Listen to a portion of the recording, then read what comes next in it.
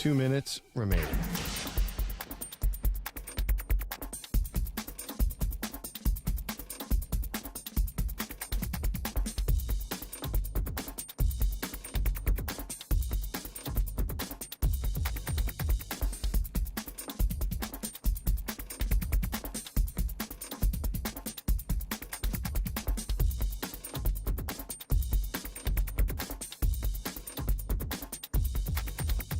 One minute, 30 seconds remaining.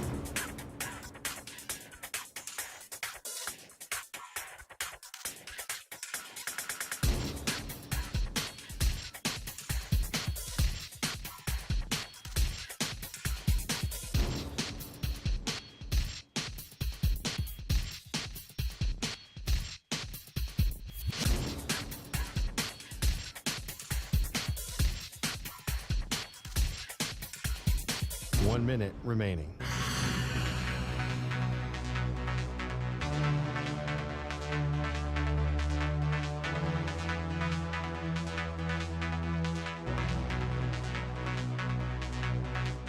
Forty-five seconds remaining.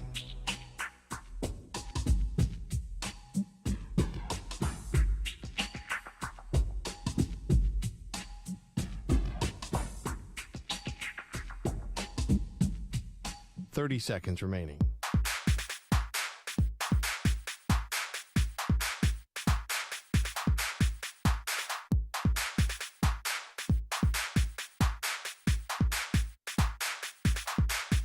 Fifteen seconds.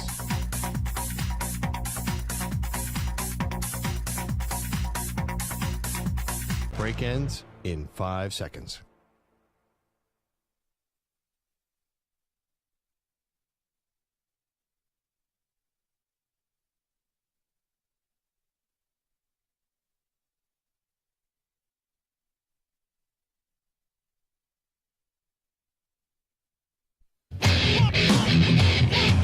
He's live. He's nationwide on CBS Sports Radio. This is the Zach Gelb Show.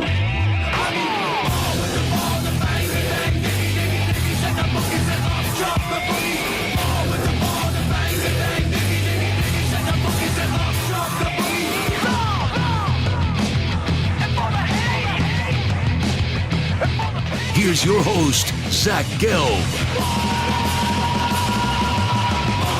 Live from the Play Show, yet not overly ostentatious studios of CBS Sports Radio here in beautiful New York City, sitting on top of the 10th floor of 345 Hudson Street. Welcome on in to a Wednesday edition of the Zach Gelb Show across all of our great local CBS Sports Radio affiliates, Sirius XM, channel 158, the free Odyssey app, and of course streaming on YouTube. 855-212-4CBS, number to jump on in, 855-212-4227. You could always get at me on Instagram, where I'm straight flexing, or via the good old cesspool of Twitter, at Zach Gelb. That's ZACHGELB. Got Carlos with a K, Carlos Ortiz, and also Moist Mike standing by. We're rocking and rolling all the way up until 6 p.m. Eastern, 3 p.m. Pacific. Damon Heward, former Washington Huskies quarterback, is going to stop by 20 minutes from now. He will preview Washington and Texas, one of the semifinal games coming up on Monday. And we will have Jared Gordon, UFC fighter, has an incredible story. Today he's 8 years sober. He's going to stop by at the top of the hour. And then the final hour of the show, former Broncos wide receiver Brandon Stokely will join us. And let's start with the Denver Broncos today. You know, we were just having this conversation yesterday about the future of Russell Wilson and Sean Payton together in Denver. And I laid it out this way. They are a couple that just got married. They should be in the honeymoon phase, but instead of being in the honeymoon phase early on in their marriage, they are in couples therapy.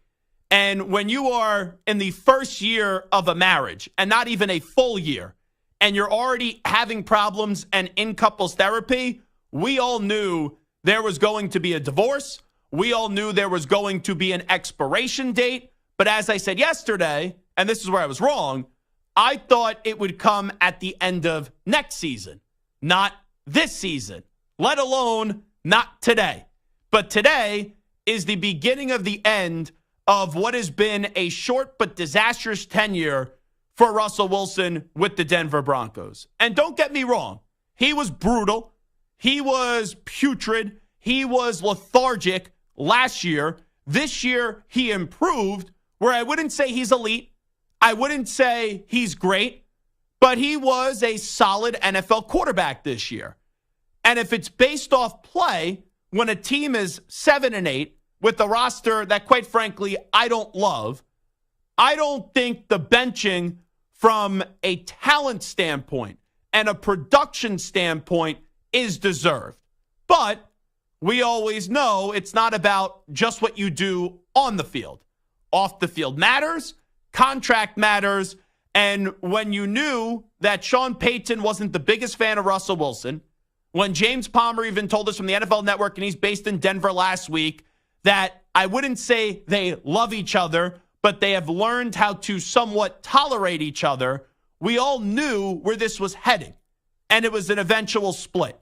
And when you read that his salary is already fully guaranteed for next year in 2024, but if he's still on the roster come March, his salary gets fully guaranteed for 2025, well, this benching, I believe, has more to do with finances than it does have to do with Russell Wilson no longer being able to play the quarterback position. Because let's say he gets hurt in these remaining 2 games, and then he can't pass a physical in March, well, then that salary for 2025 gets guaranteed, and it gets it a more complicated way in order to move off from Russell Wilson. So it's kind of wild, though, because there used to be a time when you would get an extension, and he's not even operating on his extension yet. This is still part of the final 2 years that remained on his deal when he got traded from Seattle to Denver. But there used to be a time when I thought we all knew and understood dead cap. And when someone would get an extension, it would be nearly impossible to move off from him. But when you've seen throughout the years teams eat an enormous amount of salary on Carson Wentz, on Jared Goff, and a few other quarterbacks, we have now found ways in pushing money down the road or other specific language that is in the contract where you could move on from a player even though you're taking a huge financial hit. And people kind of look at it and go, oh, there's a way. All right, we'll travel down that road. And even though it seemed crazy heading into this season, not that they would split, but that it would actually happen. The conversation was there coming off of last year. And eventually you knew Sean was going to win this quote unquote power struggle between Sean and Russ because Sean followed Russell Wilson and Russ was there with a coach that wasn't working out in Nathaniel Hackett. Sean still doesn't like Russell Wilson, but he improved him this year, and Russ couldn't have as bad of a season as he did a year ago. So when you factor in all those things, it was, okay, we have a problem. We don't like each other. You're not a good fit for me. I'm not a good fit for you. So instead of just kicking the can down the road, let's just bite the bullet, and it will shoot us in the foot financially for a year or two, whatever. And we believe Sean's going to be the guy that's going to continue to run this team. Now, here's the thing. Let me just say this about Sean Payton. We all know, phenomenal coach, won a Super Bowl in New Orleans, turned the Aints into the Saints, right? I don't understand why he's the coach of this team. I really don't. This was a guy that last year, when he was on Fox, he practically begged over and over and over again for the Chargers job to open up because he wanted the Chargers job with Justin Herbert. And even after Brandon Staley choked a 27-point lead in a playoff game, the Chargers, because they're cheap, the Chargers because they're stupid, the Chargers because they're idiotic, were like, oh, we just made the playoffs. So even though we had one of the more embarrassing defeats of all time in the postseason, and everyone knows that Brandon Staley is not the guy, we're going to kick the can down the road another year. And look where we are now. The Chargers are open, and if we shot Sean Payton up with Truth Serum, I would assume if I asked him, hey, where would you want to be coaching right now? Would it rather be the Chargers or the Broncos? He would say the Chargers. So that's also the other part of this. It's the addiction to coaching, but also the impatience of Sean Payton. Because in all likelihood, they should give another go at this with Russell Wilson for next year, even though I'm not a believer in it. But you took that job for a reason. You had to believe in Russell Wilson in a little bit. And now we sit here and we knew this relationship had flaws, but it was clear you never believed in him from the start. So if you're going to a place that already gave up a ton of assets to get you and to get the quarterback, and they committed a lot of money to this quarterback, why would you take a job just for the sake of taking a job? And I know people could say, well, he's getting highly compensated. Like, I understand that. But Sean could have got highly compensated from Fox, could have kicked his feet up for another year, relaxed, stress-free, and say what you want about Sean Payton. He isn't a dummy, and he would have been the lead candidate for this Chargers job, the job that he wanted all along. And this is not revisionist history. This is not a hot take in the moment. I never loved the fit. We all know he's a good coach, but I never loved him taking that Broncos job because I never loved the position the Broncos were in. So now what? You give Sean probably 2 or 3 years to fix this thing because this year, now what does it mean? Like, I don't like this move right now. I get it from the financial standpoint, but you are 7-8. You're not mathematically eliminated yet. This has been a crazy year. I don't trust Jarrett Stidham to go get you 2 wins, even though you're going up against the Chargers and the Raiders. Like, Russ plays, I know it has gotten away from them the last 2 weeks where they lose to the Lions, they lose to the Patriots. But if he plays, like, Russell Wilson could have got 2 victories against the Chargers and Raiders. And if that's the case, then you get to 9 wins, and who knows how this is going to shake out in the AFC. So this is not, the way that I'll say this is I don't buy when the Broncos say today that this is performance-based. I'm not telling you Russ is great. I'm not telling you Russ is elite. But this is more so Sean doesn't like Russ. Sean wants to move off of Russ. And they need to pull him now and sit him down and make him the backup quarterback. Stidham gets hurt, we're not seeing Russell Wilson. I'll tell you that. I don't even know if they have a backup on the roster after that. But this is all because of the finances. That's what this is. They are making this a financial decision rather than a performance decision. And let's say I'm a player in the Broncos locker room, I'm heated.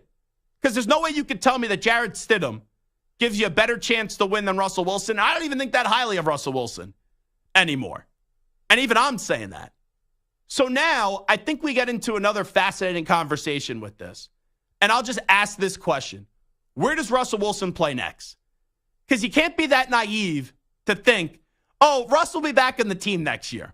Like, I don't get how anyone, after seeing the news today, and after they have benched Russell Wilson, says, oh, yeah, maybe Russ will be back with Denver next year. No, they are telling you today, by making this move, regardless if they say it's performance-based or not, they don't believe in Russell Wilson. Sean Payton does not think Russell Wilson is a good quarterback.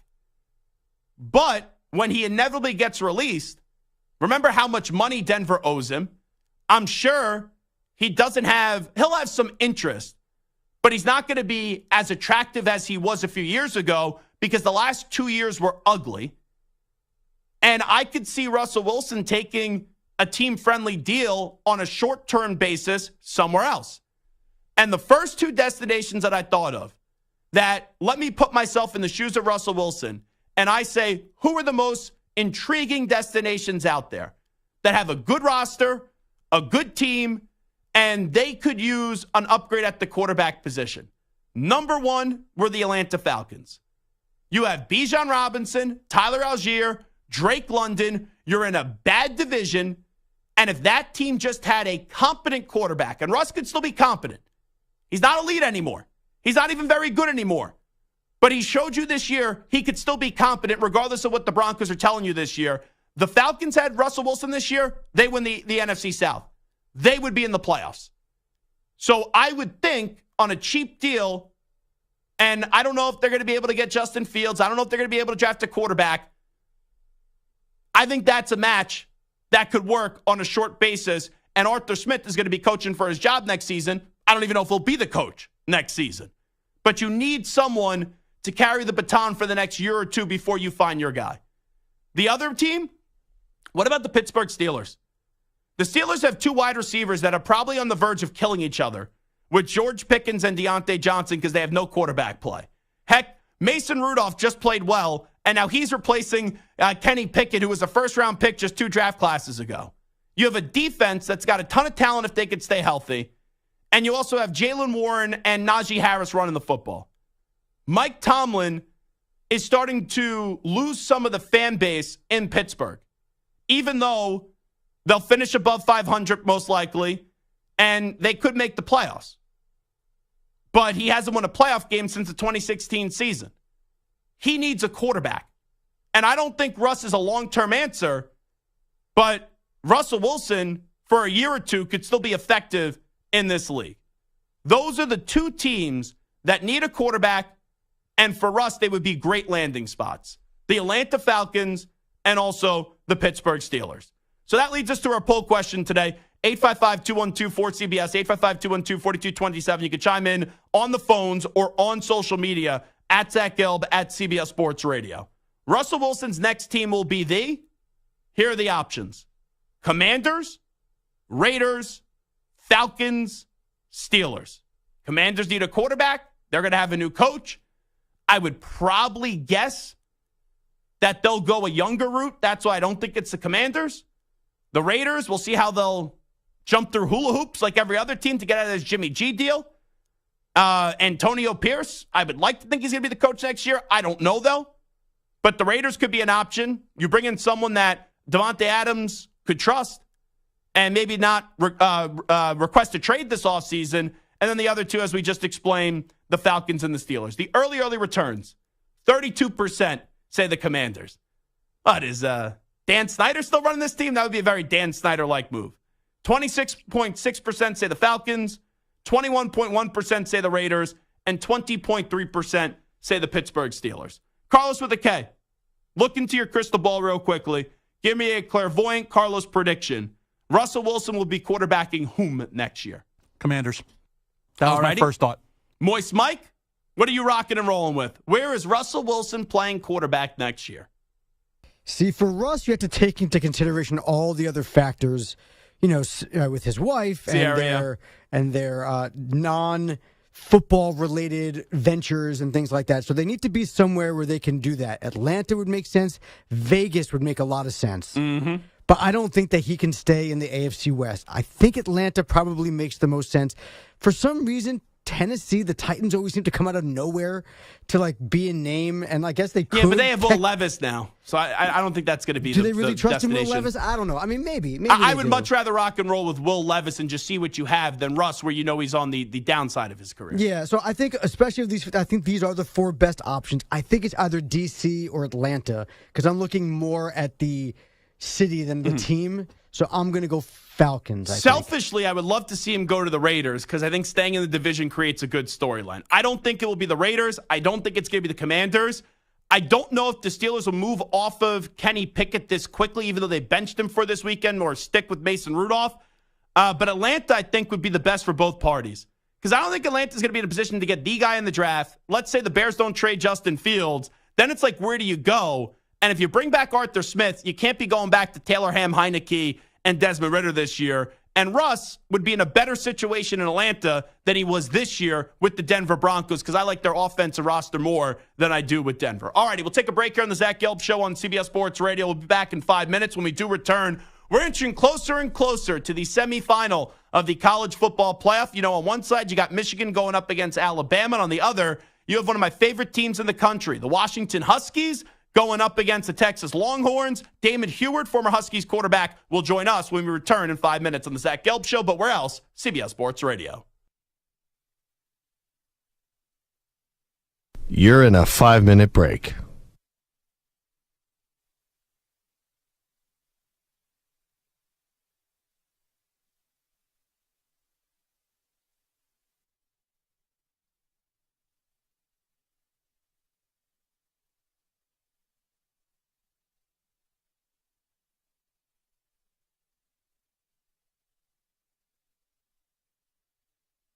Four minutes, 30 seconds remaining.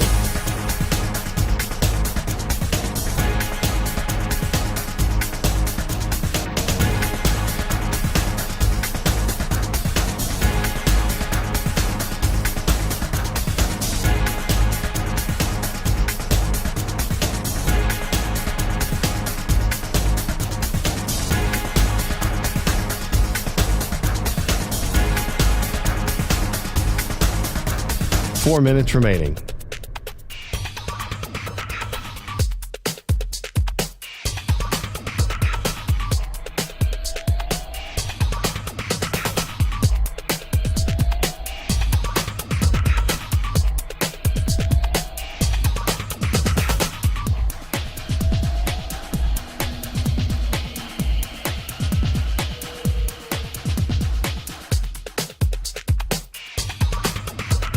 Three minutes, 30 seconds remaining.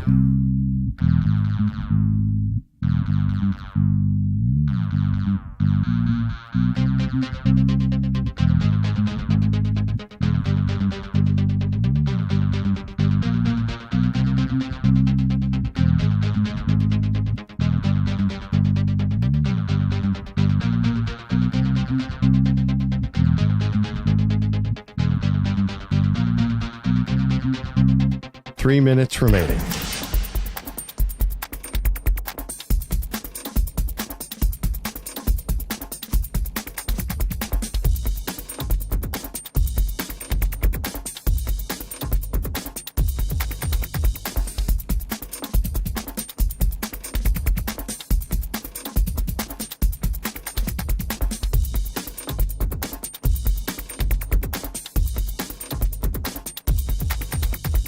Two minutes, 30 seconds remaining.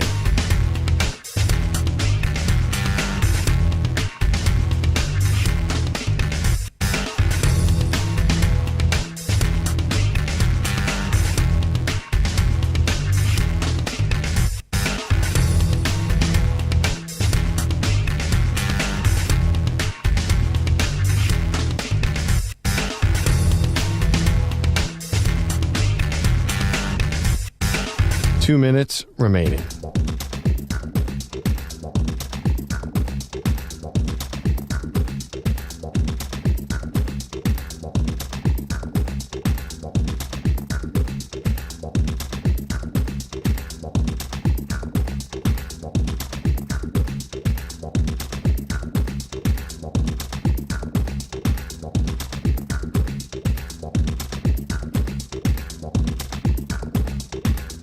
1 minute, 30 seconds remaining.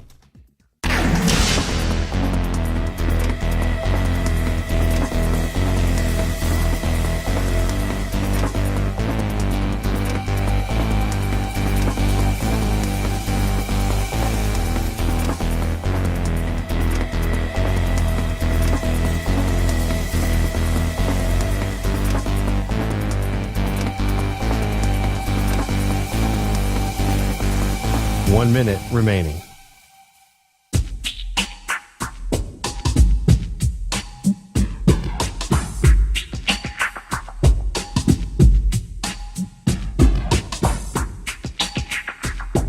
.45 seconds remaining.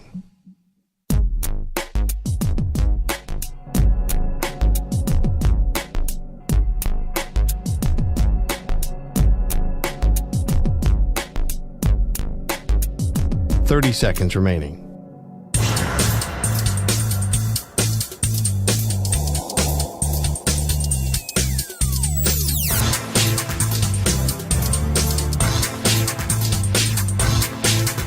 .15 seconds.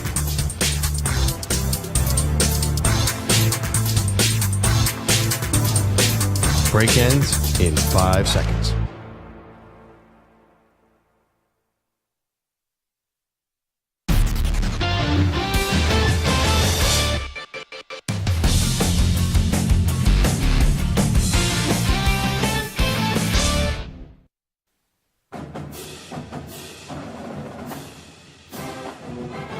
He's back. Here's Zach Gelb. All righty, we continue. This is Zach Gelb Show, coast to coast on CBS Sports Radio, inching closer and closer to the college football playoff semifinal games. We'll see who advances to the national championship game between Alabama and Michigan, and also Washington and Texas. Can't wait for New Year's Day. And let's go out to the guest line right now. Welcome in former NFL quarterback, played with the Pats, the Chiefs, a few other spots, and obviously started his career as a college quarterback with the Washington Huskies, and that's Damon Heward, kind enough to join us right now. Damon, I know it's been a while. Appreciate the time as always. How you been?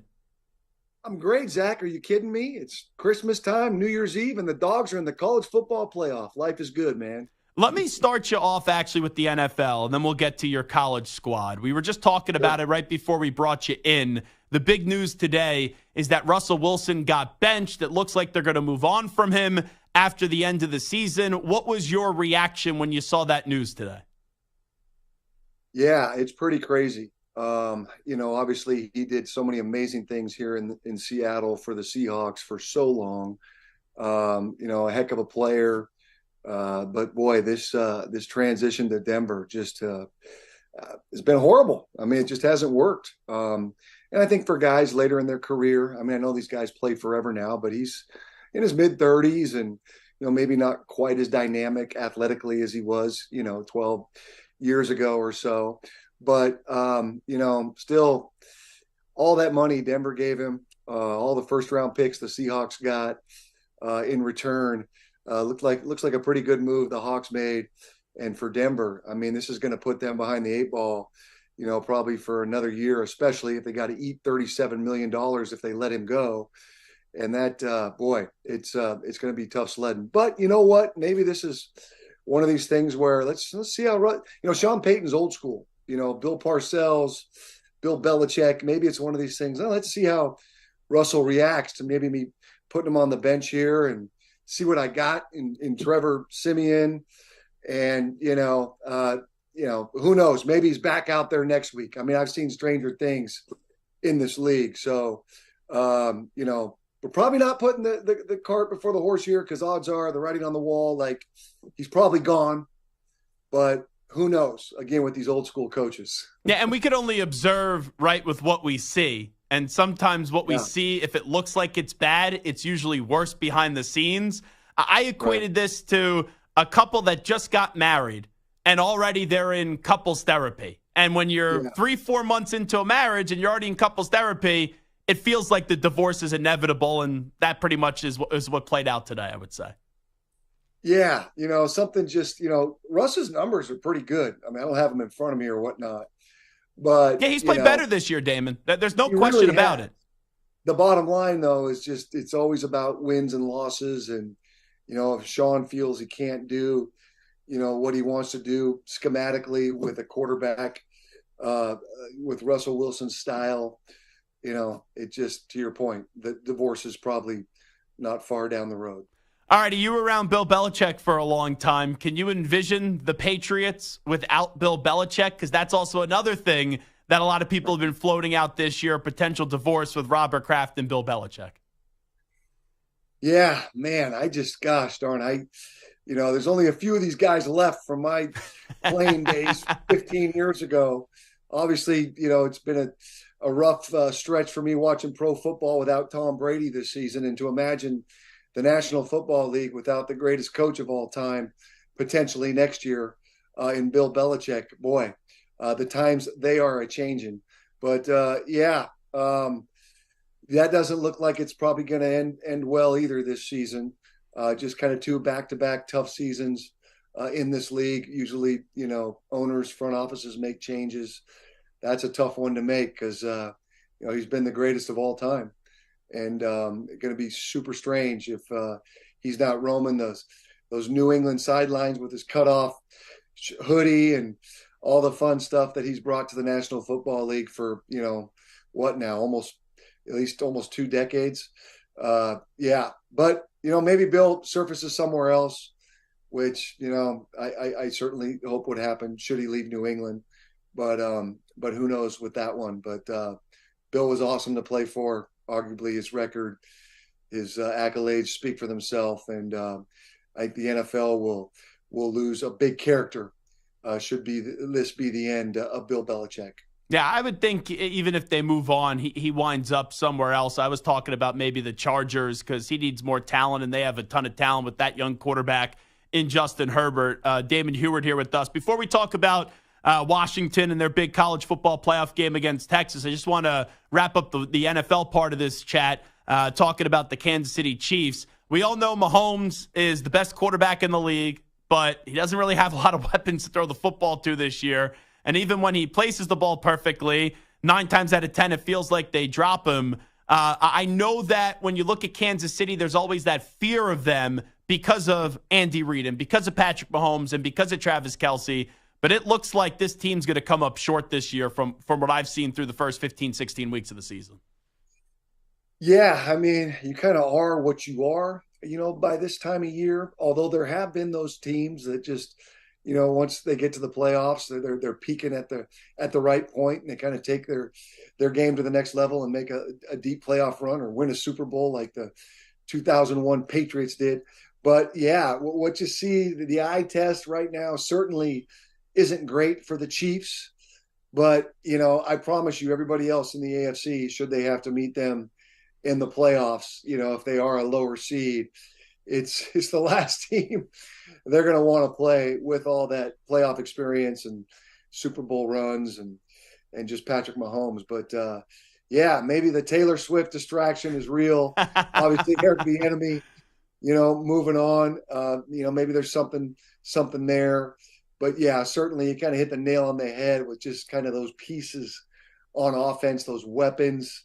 They just don't seem to be making the same plays for Mahomes and company that they have in years past. But certainly will be an interesting story to follow here down the stretch of the season and into the playoffs. Damon Heward here with us. All righty, let's get to Washington. I love Kalen DeBoer. He's one of my favorite coaches in the country. The guy barely loses from all the stops that he makes. This is his second year with Washington. He's only had 2 losses, less than 8 points in both of those losses. But it still feels like Washington doesn't get the respect that they deserve. Like going up against Oregon, Damon, they were a 9.5-point underdog. And now they're a 4 or 5 point underdog against Texas. I guess this is where Washington loves to have them, but it's amazing how everyone else hasn't given them the respect in what's been a sensational season. Yeah, and I think it starts with the Pac-12 conference and what once was the Pac-12 conference. Just not quite the same respect for West Coast football in recent years. Certainly being up here in South Alaska and Seattle, we are a long ways away from the East Coast and the SEC and the Big Ten. But yeah, this team has had a historic run since Kalen DeBoer has taken over. 24-2. Are you kidding me? And, certainly going into this Sugar Bowl here on New Year's Day and 5 short days, to be underdogs, against, I think, pretty good Texas team. But, this Husky team handled them a year ago in the Alamo Bowl. And I know there's a few they had a few missing players that day, notably, Robinson, their running back. But, this team just finds a way to win. And, the Pac-12 championship game, if you saw it, they really were at full strength. Both of our safeties were back. Thule, our defensive lineman, who'd been battling a knee all year, was at full strength finally. And then the addition of Jalen McMillan, who's really missed the last, 6, 7, 8 games. He's that speed receiver over the top. You saw him make some big plays. So I think, they're healthy. They're peaking at the right time. They did have a stretch where the offense had some struggles. But I think what really gives this team a chance to win it all is the evolution of the running game that has come down the stretch here with Dylan Johnson, our running back. I think people around the country think of Michael Penix and the fireworks and throwing for 400 yards a game. He did lead the nation in passing around 340 yards a game this season. But now with the run game and having that balance, I think you need to have as you get into the CFP. These guys do have a legitimate chance to win this whole thing. And so it's going to be an awesome matchup down there in Texas. A lot of great storylines with Sarkisian, our old coach, coaching the Longhorns, and Pete Kwiatkowski, their D coordinator here, who was our D coordinator during the peak Chris Peterson era. So a lot of fun storylines. These teams know each other well. They prepared for a month to play each other last winter, and we get to do it all over again in New Orleans on January 1st. It's going to be an awesome game. What jumps out to you with both these quarterbacks? Quinn Ewers has had a really good season. His problem has been staying healthy with injuries the last 2 years, and we know what the deal was with Michael Penix Jr. at Indiana. He just wasn't healthy, but, hey, he just finished runner-up for the Heisman Trophy. So give me your quarterback eye on both these QBs that we'll see coming up on January 1st. Yeah, Quinn Ewers, certainly a talent. last year, really his first year playing, saw him live there in the Alamo Bowl, and, wonderful arm, has some playmakers around him, solid player. And then, you factor in Steve Sarkisian, one of the best game planners, play callers in the country. They've kind of taken it to the next level offensively this year. And certainly when he's healthy, they've been pretty doggone good. Going into Tuscaloosa, that win early in the season, I think, what a statement that was for the young quarterback and really the program. So yeah, he's better. He's going to be a solid opponent for this Husky defense for sure.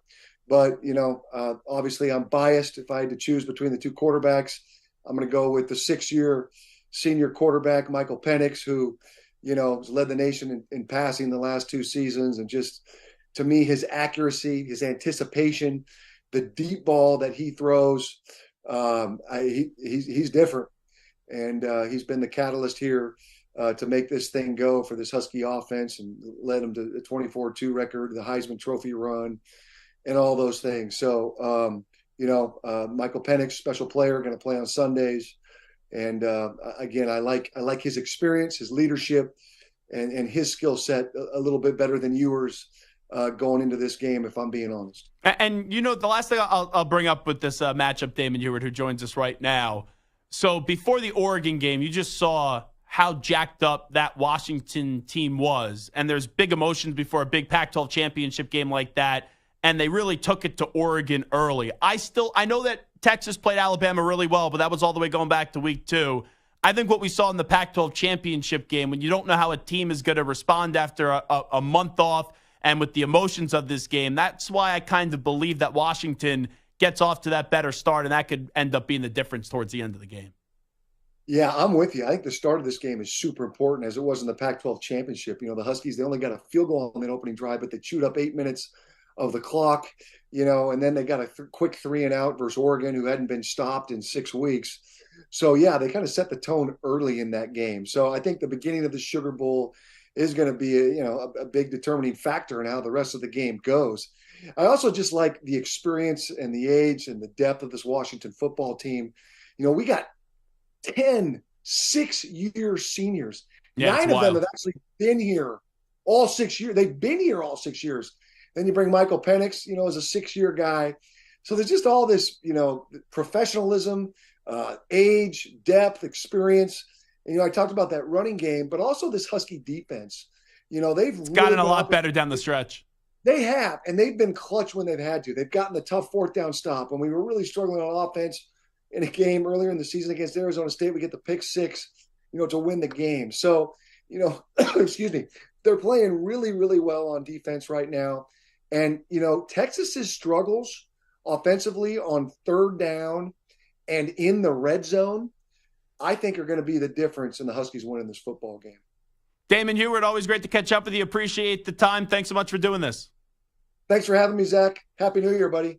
You got it. You as well. There he is, Damon Heward, former Washington Huskies quarterback. Of course, Washington going up against Texas. And right now, I know it's only Wednesday. We'll make the official prediction on Friday. But I like Washington to beat Texas in a high-scoring affair. We'll continue to preview that matchup and also Michigan and Alabama coming up throughout the week right here on CBS Sports Radio. All righty, let's take a break. Jared Gordon, UFC fighter who has a crazy story to tell, is going to join us at the top of the hour. Brandon Stokely will stop by at 5 p.m. Eastern, 2 p.m. Pacific, as the Denver Broncos are benching Russell Wilson, and they're probably going to move on from him at the end of the season. But first, not only do we have to get to a CBS Sports Radio update, but when we return, we'll do a little Take 5 Wednesday. I'll give you my top 5 teams in the NFL. Update time. What's up with everyone this week? Santa earlier in the week looked like he was dressed to rob a bank, and now, I don't know. Pat Boyle looks like he's about to rob a bank or he's about to join a boy band. You decide if you're watching on youtube.com/CBS Sports Radio with the latest CBS Sports Radio update. Here is Patty Boyle. Called fashion. CBS Sports Radio. Sports Flash. All right, Zach, and we're sponsored by Progressive Insurance. Insurance for motorcycles, boats, and RVs for protection on the road and on the water. See how much you can save at 1-800-PROGRESSIVE and Progressive.com. You've been hitting on the Russell Wilson Broncos news to start the show, so let's hit some NBA news. In Denver, also, troubling news for Nuggets fans. Aaron Gordon will miss time and be away from the team indefinitely while he recovers from lacerations on his face and right shooting hand because of a dog bite incident on Christmas Day. In Chicago, while the Bulls are embroiled in a Zach LaVine injury and trade saga, they'll now be without big man Nikola Vucevic, who will miss an unspecified amount of time with a strained left groin, per head coach Billy Donovan. Vooch hasn't missed a game since the finale of the regular season in 2022. And the NBA approved the sale of controlling interest of the Dallas Mavericks from Mark Cuban to the families that run the Las Vegas Sands Casino Company today. The valuation estimated to be around $3.5 billion. College football bowl season heating up with 4 more games on the slate today. Right now, Military Bowl in Annapolis. Virginia Tech has just taken a 17-10 lead over Tulane with seconds left to go in the first half. Finally, NFL news, 2-time All-Pro corner Jair Alexander's season takes another wild turn. The Packers are suspending him for Sunday's game against the Vikings with what they're labeling conduct detrimental to the team. I'm Pat Boyle.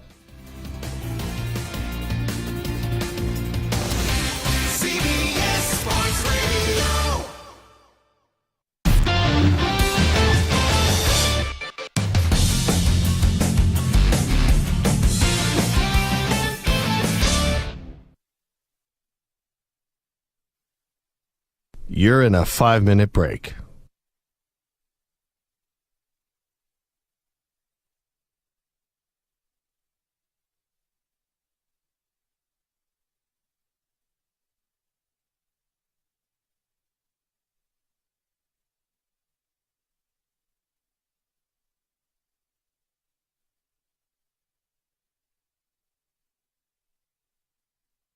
Four minutes, 30 seconds remaining.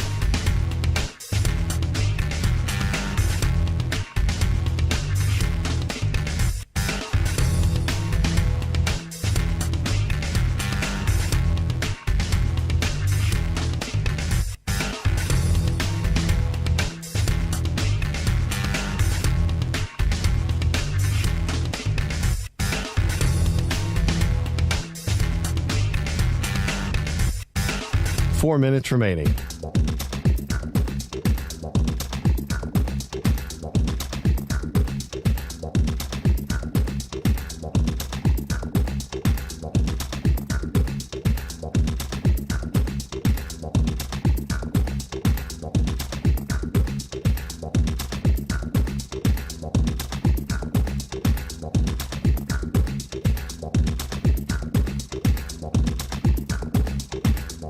Three minutes, 30 seconds remaining.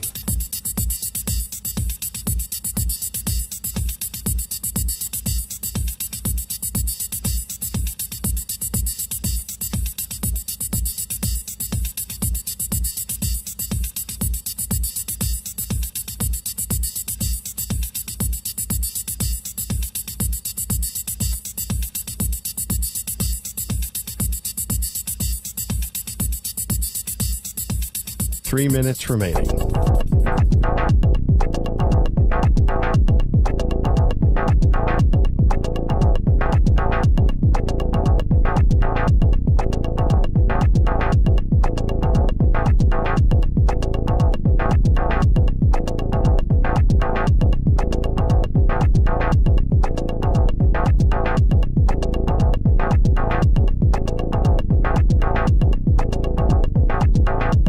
Two minutes, 30 seconds remaining.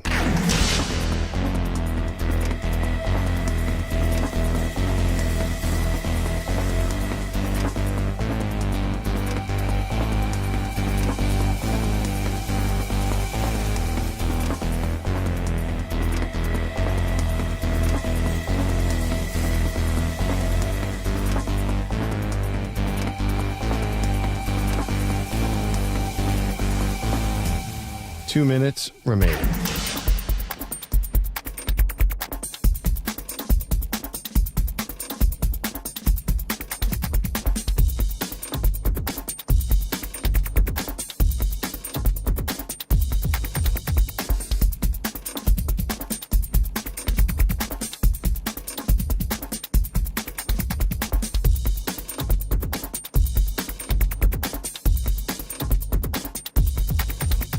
One minute, 30 seconds remaining.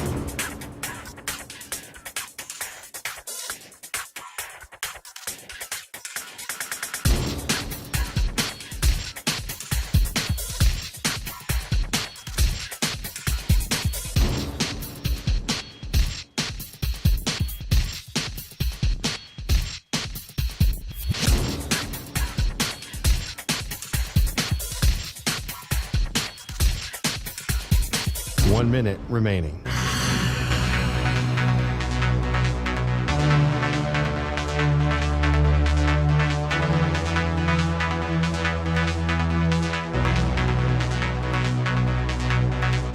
Forty-five seconds remaining.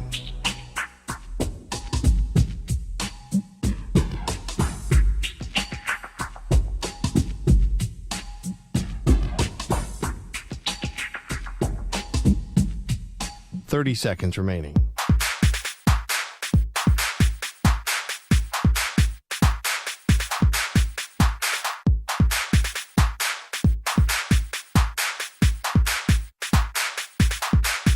Fifteen seconds.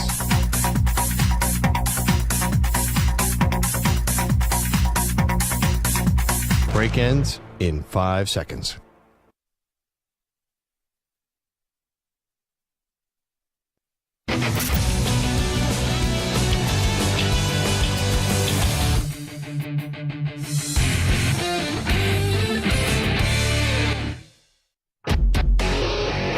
As the dust settles from last week's games, it's time to look at which teams are rising and which are falling. And there's an interception. Zach ranks his top 5 NFL teams on this week's edition of Take 5, only on the Zach Gelb Show. All right, that's what I'm talking about. It's time to Ask the Pros, where you, the listener, get to ask us a question, and it's brought to you by O'Reilly Auto Parts. Simply tweet your question at CBS Sports Radio or at Zach Gelb using the hashtag #AskThePros. Be listening later in the show when we might answer your question. Think O'Reilly Auto Parts for all your car care needs. Get guaranteed low prices and excellent customer service from the professional parts people at O'Reilly Auto Parts. O'Reilly Auto Parts.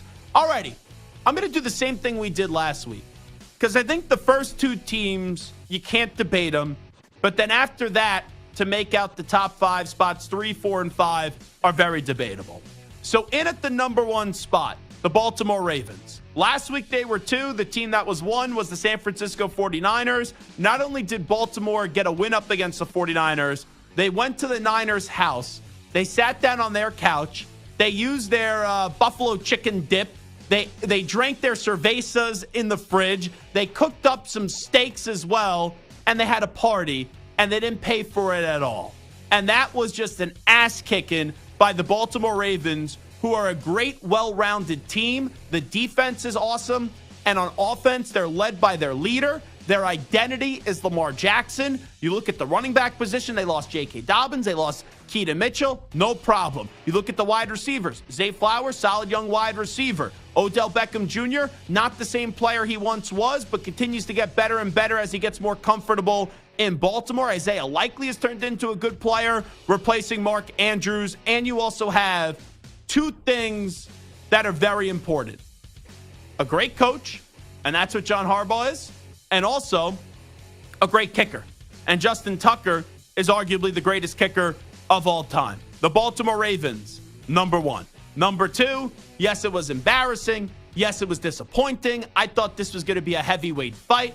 Brock Purdy finally played a not-so-Purdy-looking game, and he threw 4 interceptions in the contest. They ended up getting 5 interceptions with Sam Darnold coming in as well and also picking up an INT. This 49ers team is still not deserving, though, of falling too many spots. They deserve to fall 1 spot. They did go through a 3-week stretch where they were without Trent Williams, they were without Deebo Samuel, and they lost 3 straight games. But for the most part, when this team is healthy, I don't want to say they're unbeatable because they just lost to the Ravens, but it's going to take all you got to beat them. And I would still say they're the best team in the NFC and the second best team in the NFL. So Ravens 1, 49ers 2. Surprise, surprise. Anyone could have told you that if you had a pulse and you watched about 1 second of that game from last week and a few other seconds of the NFL season. Now, in at number 3, I have moved up the Miami Dolphins.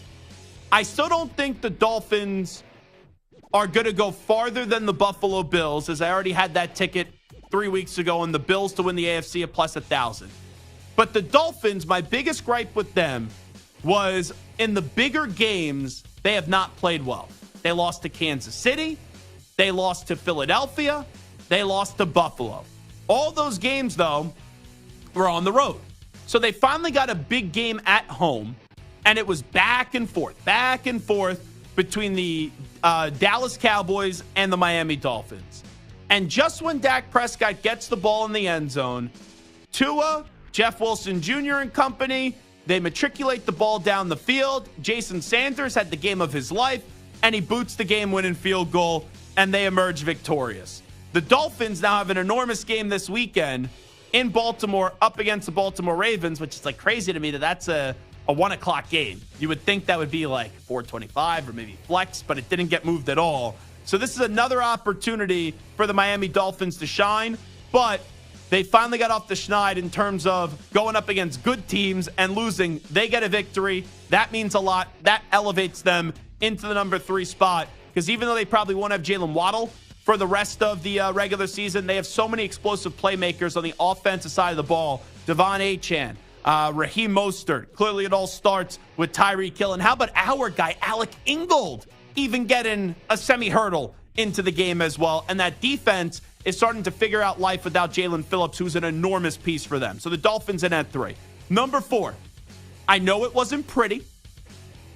I know that you would have thought they probably would have covered the 12.5-point spread before the game. They were in Los Angeles. Chargers coming off firing their coach. They usually get a little lift there. Buffalo did not give a great performance, but a win is a win, and who cares about style points? They continue their win streak. They have Josh Allen, who's one of the best quarterbacks in the league, and this is a year where quarterbacks have not been able to stay healthy. Josh Allen is not only one of the best quarterbacks in the league, one of the best football players in the league. I like the momentum that Buffalo continues to show, even though it wasn't pretty last week. They'll beat the Pats, and then you could have the AFC East up for grabs if Miami loses this weekend. That will be a win, and you win the AFC East for the Week 18 matchup between the Buffalo Bills and the Miami Dolphins. So Buffalo in at number 4. And then finally, number 5. This was a tough one because I thought about a few teams. I ended up going, though, with the Detroit Lions. The Detroit Lions 2 weeks ago blew out the Denver Broncos. And then, with their first division championship on the line since 1993, it looked like they were going to get into a dogfight. Then they started to pull away. And then it was, here comes Nick Mullins, moving the football down the field. A crazy, 4th and 27, 4th and 28 conversion, whatever it was. They had 3rd down. I forgot what the down and distance was, but it was a great catch by Justin Jefferson. And just when it looked like, here comes the same old Detroit line, just when you're in on them, then they fold, and then they go back to who they've been for, the last 20 years? They found a way to get an interception at the end and win the game. They win their first division title since 1993. The last time they won the division championship was the NFC Central. Now it's the NFC North. So I put the Detroit Lions in at number 5, who will have a home playoff game. So the 49ers won. The Ravens won. The 49ers 2. The Dolphins 3. The Buffalo Bills 4. And the Detroit Lions in at number 5. Michael Santer, speak now or forever hold your peace. I love you, Zach, but you're just a prisoner of the moment. I understand that the Eagles have had their issues. Well, that's the segment. It's called Take 5 for the teams, how we currently rank them in the NFL from week to week. But what I'm saying is, week to week, if you're telling me right now that you don't have the Eagles as a top 5 team, defending NFC champions. And I've been their biggest proponent. And I know they've been struggling, but, every team goes through ups and downs. The Eagles, from top to bottom on that roster, there's maybe no better roster outside of the 49ers. The Eagles need to be in that top 5. But you know what ruins a great roster? Bad team chemistry. You have Hassan Reddick annoyed with the coaching staff. Devontae Smith annoyed with the coaching staff. A.J. Brown annoyed with everyone. Articles coming out about Jalen Hurts and how they want more out of Jalen Hurts. I think there's a team chemistry problem right now with the Philadelphia Eagles, and that's why I'm out on the Philadelphia Eagles for this week, because that team chemistry problem is a concern, and it looks like Nick Sirianni is too much of a pushover rather than a respected NFL head coach. Who's the next team? Well, of course, I'm wearing red for my Chiefs. Yeah. Listen, they didn't look great, but the Chiefs are still the Chiefs. They lost to the Raiders. I can't argue with you about the Chiefs because you've had them off of this list and the for Chiefs a while are now, rubbing off on you, by the way. I saw you before the show. You dropped a cup of coffee. You look like Kadarius Toney dropping a football on the field. So I saw you dropping coffee right before the start of the show. Me? No. Yeah, I saw you in the newsroom. I you drank had all my these coffee cups like of coffee. You couldn't juggle them, and you dropped them all on the floor. I drank my coffee like 9 hours ago. You must have mistaken me for another short, hairy. No, I had my Connor Stallions binoculars out. It was definitely you. But why is Kansas City not there? Because if they didn't have Patrick Mahomes, no one would be intimidated by this team. This offense is not good. These wide receivers couldn't catch a cold right now. And this is a Kansas City Chiefs team that they'll always be feared because of who the quarterback and the coach is. But they got to have it translate onto the field, and I'm just not seeing that success this year. And they already have 6 losses, and now we are into the final 2 weeks of the season. I just don't think they're going to be able to put it together. Last one, who do we got? Well, I know you love this team, and they're rolling with Joe Flacco, but Yeah. I guess the Brownies, because they have double-digit wins, but like, do you really believe in the Browns? Come on. Yeah, I do. I actually believe in the Browns more than I believe in the Kansas City Chiefs right now. Because the Browns' defense is phenomenal, and Joe Flacco's playing really good football. And guess this, they have a wide receiver, crazy concept, by the name of Amari Cooper. He could actually catch the football, and he did so 11 times on Sunday for 265 yards. But the reason why the Browns aren't in, yeah, they have 10 wins right now, and I got to see a little bit more from them, but they're right on the cusp.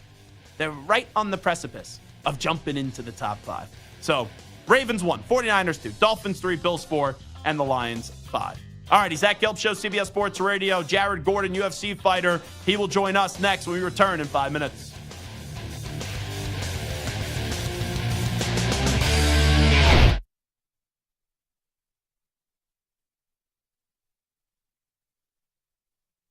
You're in a 5-minute break.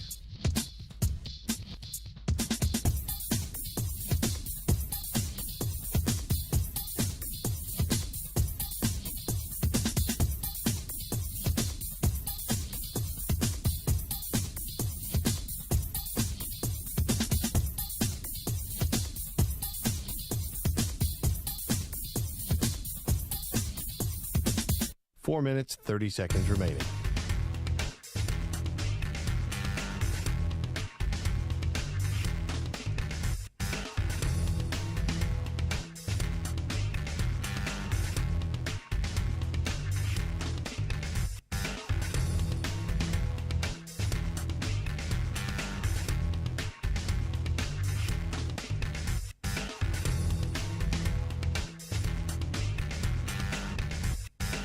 Four minutes remaining.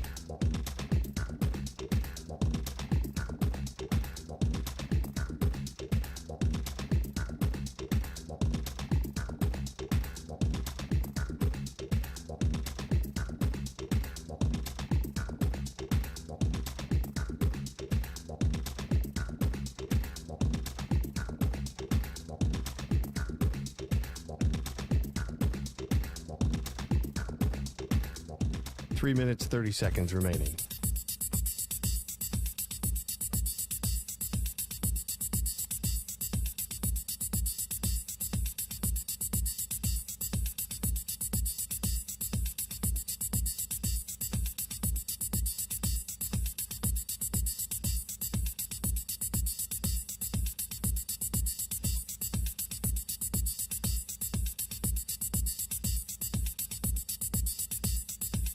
Three minutes remaining.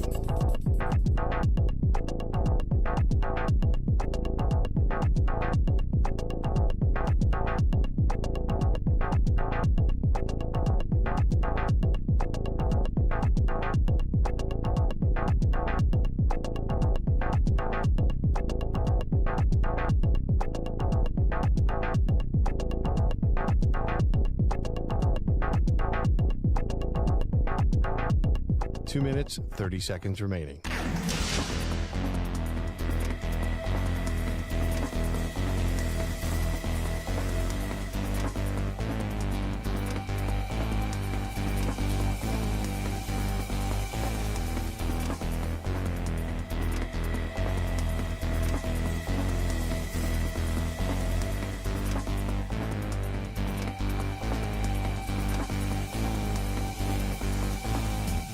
Two minutes remaining.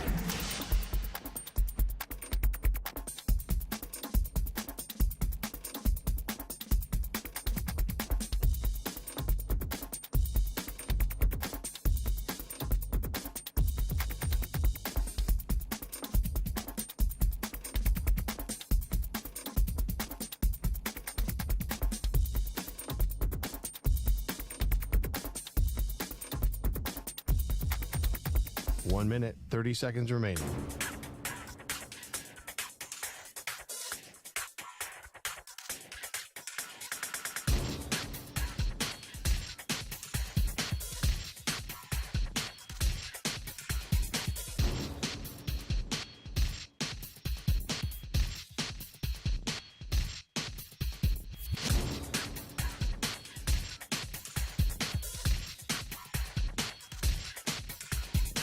One minute remaining.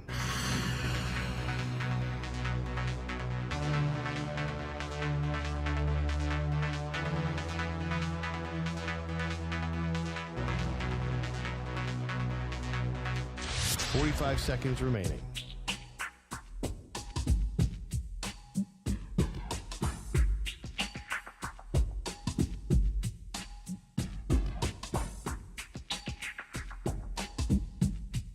Thirty seconds remaining.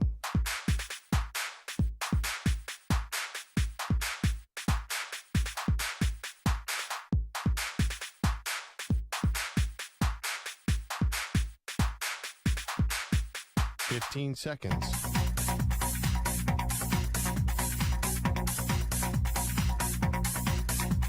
Break ends in 5 seconds.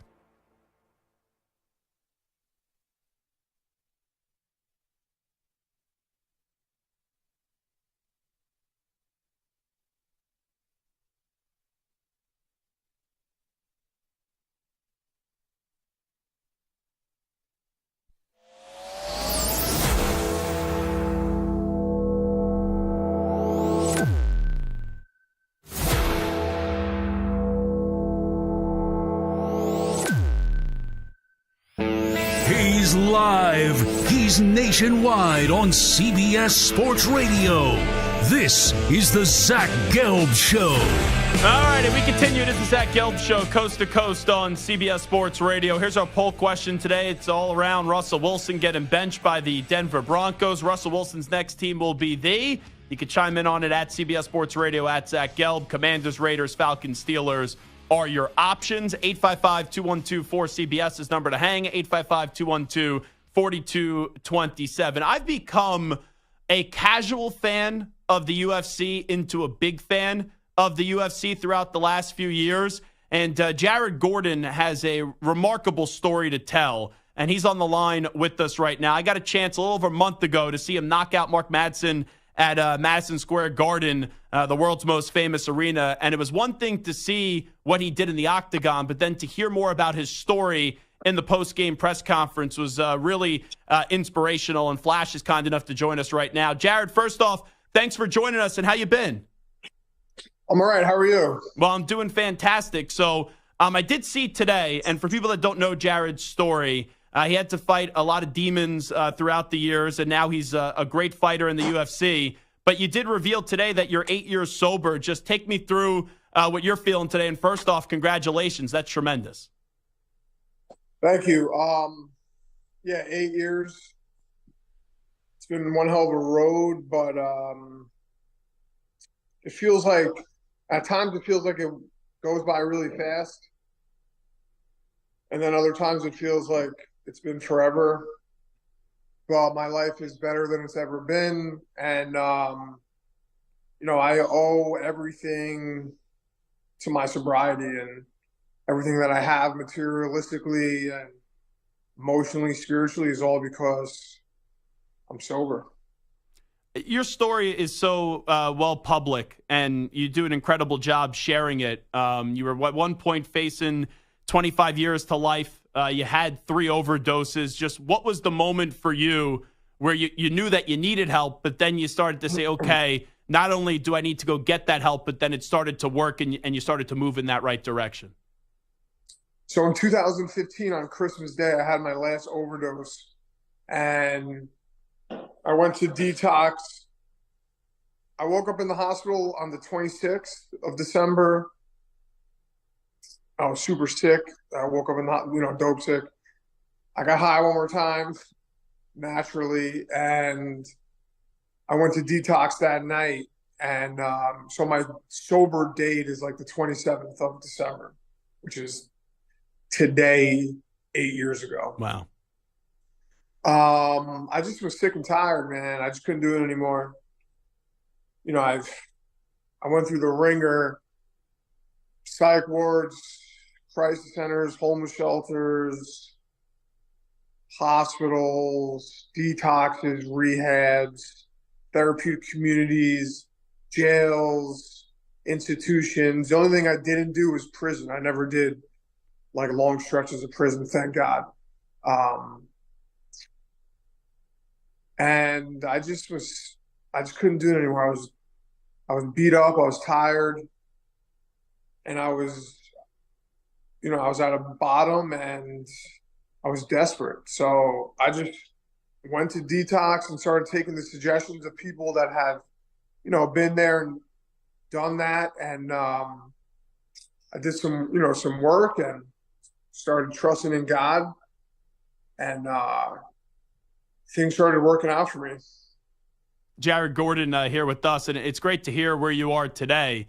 A lot of times I say addiction is a disease, and, I like to emphasize that in a conversation because sometimes people just look at addicts as people that are weak, but it takes a lot of strength to go get that help and then continue to be someone that is a voice for a lot of people that need to hear a certain voice. So I'm just wondering, what is it like now, day to day for you? It's great that you're 8 years sober, but what is the day to day like grind for Jared Gordon individually now?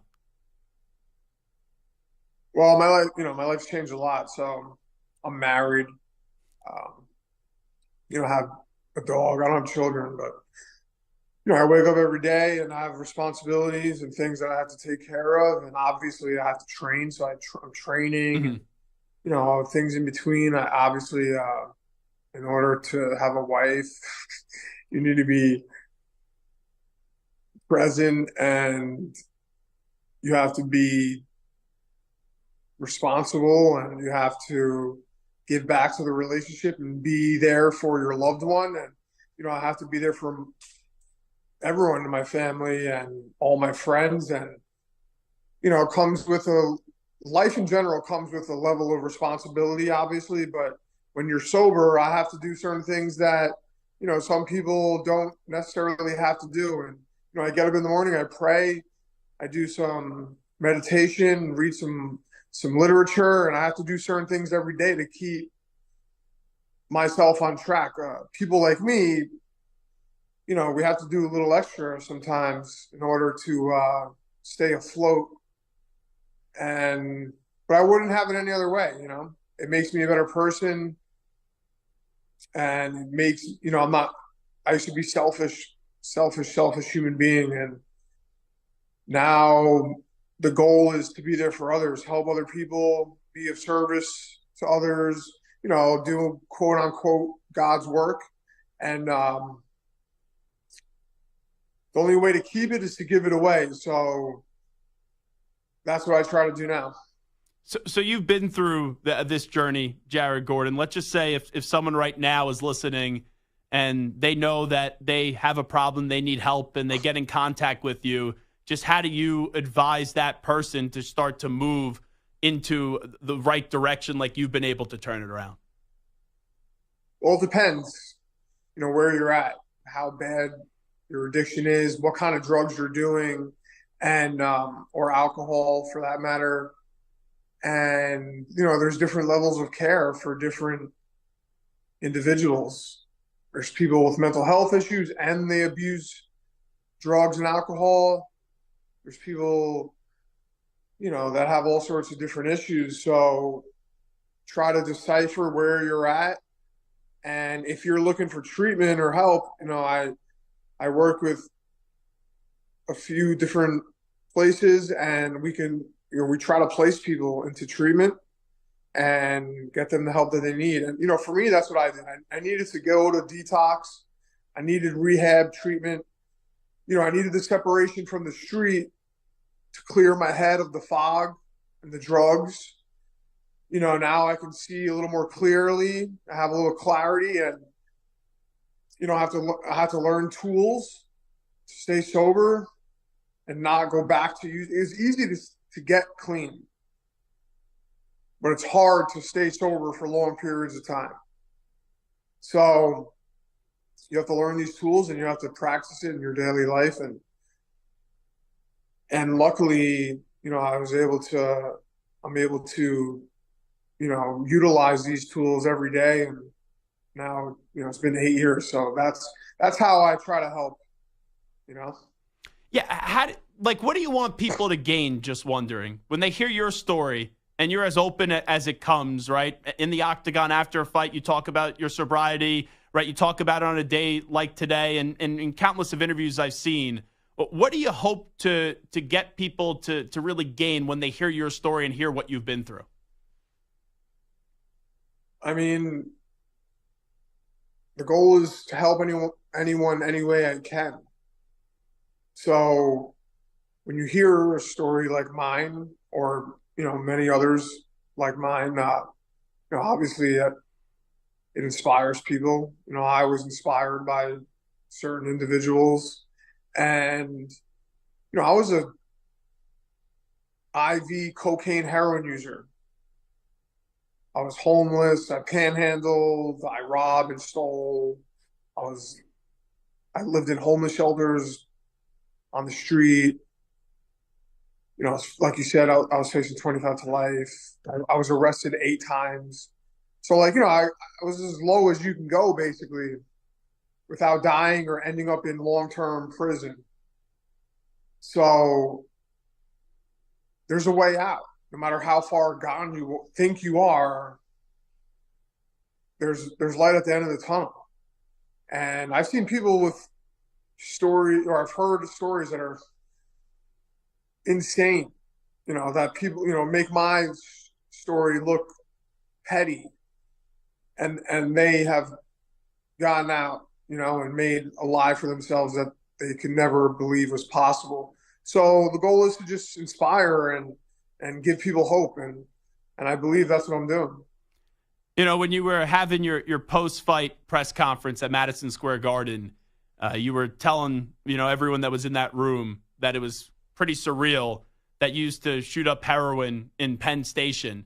And then here you are all those years later where you were on a big card and you knocked out someone and you're sober and you were rocking MSG that night. I'm just wondering, now that being a little over a month ago, for you personally to see that journey and to know what you used to do in that building and then what you did that night in that building, just what did that moment mean to you? The only word to describe it was epic, It was insane. I used to walk by that building. I was under it in Penn Station, doing my thing. And, I used to just dream of one day, maybe I'll fight, Madison Square Garden. And, my grandfather fought there. I was born in Manhattan. I was raised in Queens. It's like the biggest stage that you can be on, probably. And, the Knicks, the Rangers, it's the home of boxing, basically, a boxing mecca. So for me to go out there, win by knockout against, over an Olympic medalist, there's no other way to explain it besides God gave me that. You couldn't make that story up, really. So, I mean, it was incredible, and I'm so grateful and I'm honored to be able to do that and, put on a show and be there and do that in front of my family and my wife and my friends. It was insane. We talk about the help that you received through the year, and I understand if you want to talk about this. Jared Gordon's here with us. When you were 8, I was reading you were sexually assaulted by a camp counselor. I'm sure you tried to bury that away for so many years. How did you finally start to get help when it comes to trying to heal, not only internally, but also publicly from what you went through at such a young, innocent age of 8 years old? Yeah, I buried that for years until I was 23. That was the first time that I told anyone. And it was my girlfriend at the time, who is now my wife. She was the first person I told, and she, of course, told my parents. And I ended up talking about it in therapy. I was in a long-term treatment center. I was in a program for 6 months, and the first therapist I told was in there, and I had to work on it, and I still talk about it. And I just got out of therapy a few hours ago, and I talked about it with him, and I talked about it with other therapists and trauma specialists and PTSD specialists. And I was 8 years old. I'm 35 now. It's been 27 years since that's happened. So I've looked into it a lot, and I've learned about myself and what it's done to me as a boy and then as a man. And I think I've done a pretty good job of healing myself. I don't think that you can ever fully be healed of something like that. It's like a death. Like if your close relative or someone you love dies, like you're never fully get over it, but you do have to move on. Otherwise you just suffer. So, I'm at the point where I use it to help others. Like, not only am I an addict, but I'm a sexual assault victim, and that's part of my goals, to help people with all sorts of mental health and sexual assault, addiction. That's, it all falls under mental health. So that's why I'm here. And, it took years. It was years and years of process. I'm still processing it. So, but I think I'm at a good place with it now. Wrapping up with Jared Gordon, who joins us right now. As a fighter and then also as a human being, what do you want people to know? Like who is Jared Gordon? Like, how do you describe yourself to people? I'm a man of God, and I'm a friend. I'm a brother. I'm a husband. I'm just a regular guy. I have tons of issues that I'm working on, and I'm a regular human. I just fight in a cage for a living. So maybe it looks like, oh, you're not a regular person, but I am. I was never really athletic. I was athletic, but I never played sports. I wrestled a little bit in junior high. Then I never played any organized sports. And then I just started fighting when I was 17. So I'm not tall and fast and strong. Like, I'm not like a crazy freak athlete. I'm just a regular guy. I just work hard and have faith, and I train my ass off. So, excuse my language. I train really hard, and I'm good at fighting, but anything is possible for anyone as long as you have faith and work hard. So I just want people to think of me as a regular guy that has gotten through a lot of, bad situations or bad problems, and, it's possible for anyone. When we look at your fights recently, we all know you got screwed in the scoring decision with Paddy Pimblett, and then you had the other situation as well, and you bounced back with the victory. As a fight fan, I want to see you and Paddy fight again. Do you think that will ever happen? Because you're a better fighter than Paddy Pimblett. I mean, it could happen. Do I want to fight him again? Yeah, but do I want to fight him right now? No, I want a top 15. He's not ranked. He just beat Tony Ferguson, who I looked way better against Paddy than Tony did. And,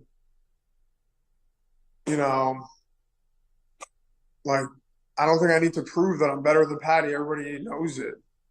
So I want to fight a top 15 guy. I want to get into the top 15 already and make a run. It's not, I want to progress in this sport and climb up the ladder. So that's where I'm at with that. But maybe down the line, main event in London or something. Yeah, of course, I'll fight him again, but I want a top 15. Well, I appreciate you sharing your story with us. Unfortunately, I've lost 3 friends to drug addiction, and I hope if people hear your story, it can motivate them to turn their life around. So I appreciate how open you are, and glad our mutual friend, Sully, who's like friends with everybody, connected us. And thanks so much for jumping on with us. And once again, congratulations. Being sober for 8 years is a remarkable accomplishment. Thank you, Zach. I appreciate it. There he is, Flash Jared Gordon, joining us on CBS Sports Radio. What an emotional conversation and one that a lot of people do need to hear. We'll take a break. We'll come on back. It is the Zach Gelb Show on CBS Sports Radio. You're in a 5-minute break.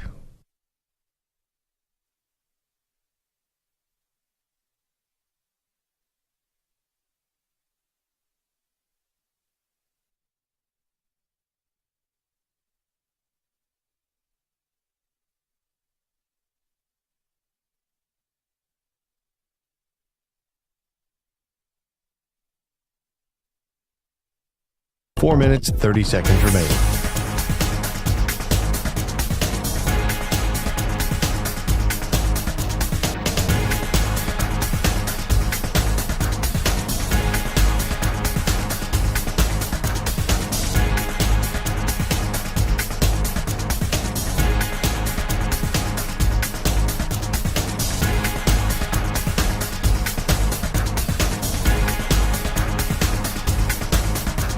Four minutes remaining.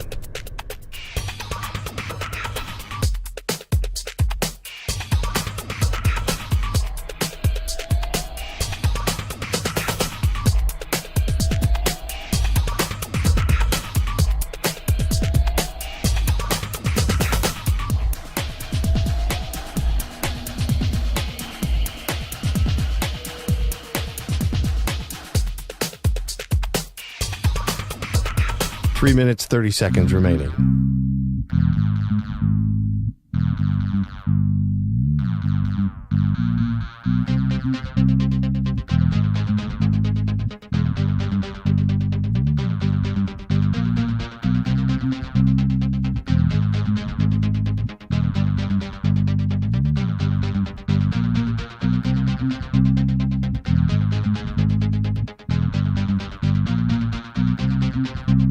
Three minutes remaining.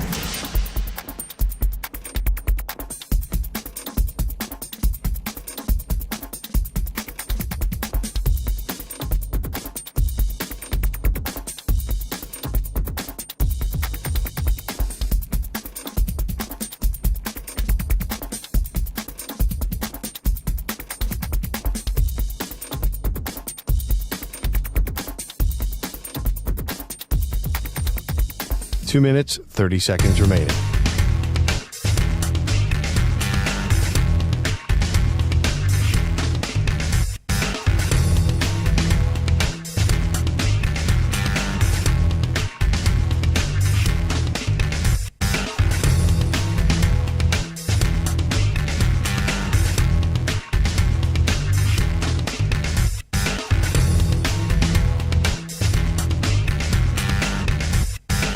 Two minutes remaining.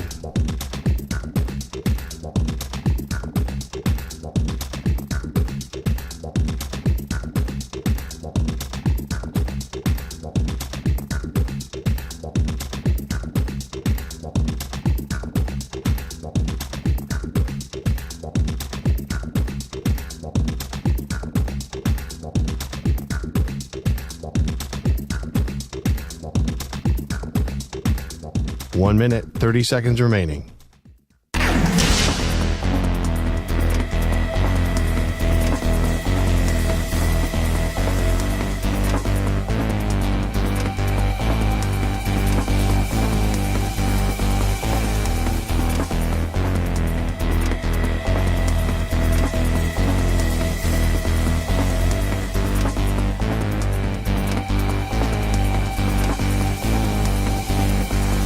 One minute remaining.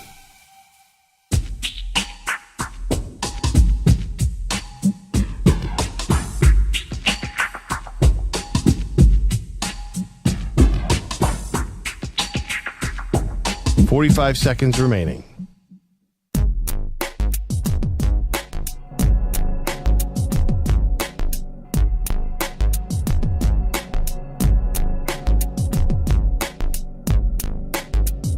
Thirty seconds remaining.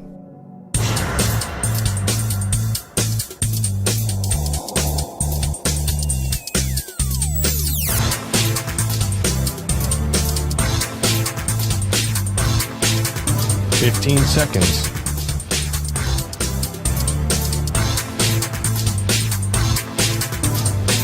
Break ends in 5 seconds.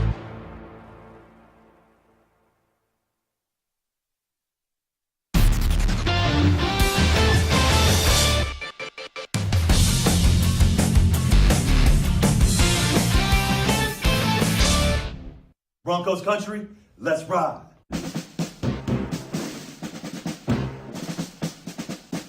Give us a call right now, 855-212-4CBS.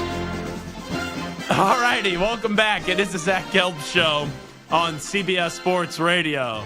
Broncos country, let's ride. I don't know where they're riding to. Russell Wilson now riding to the bench.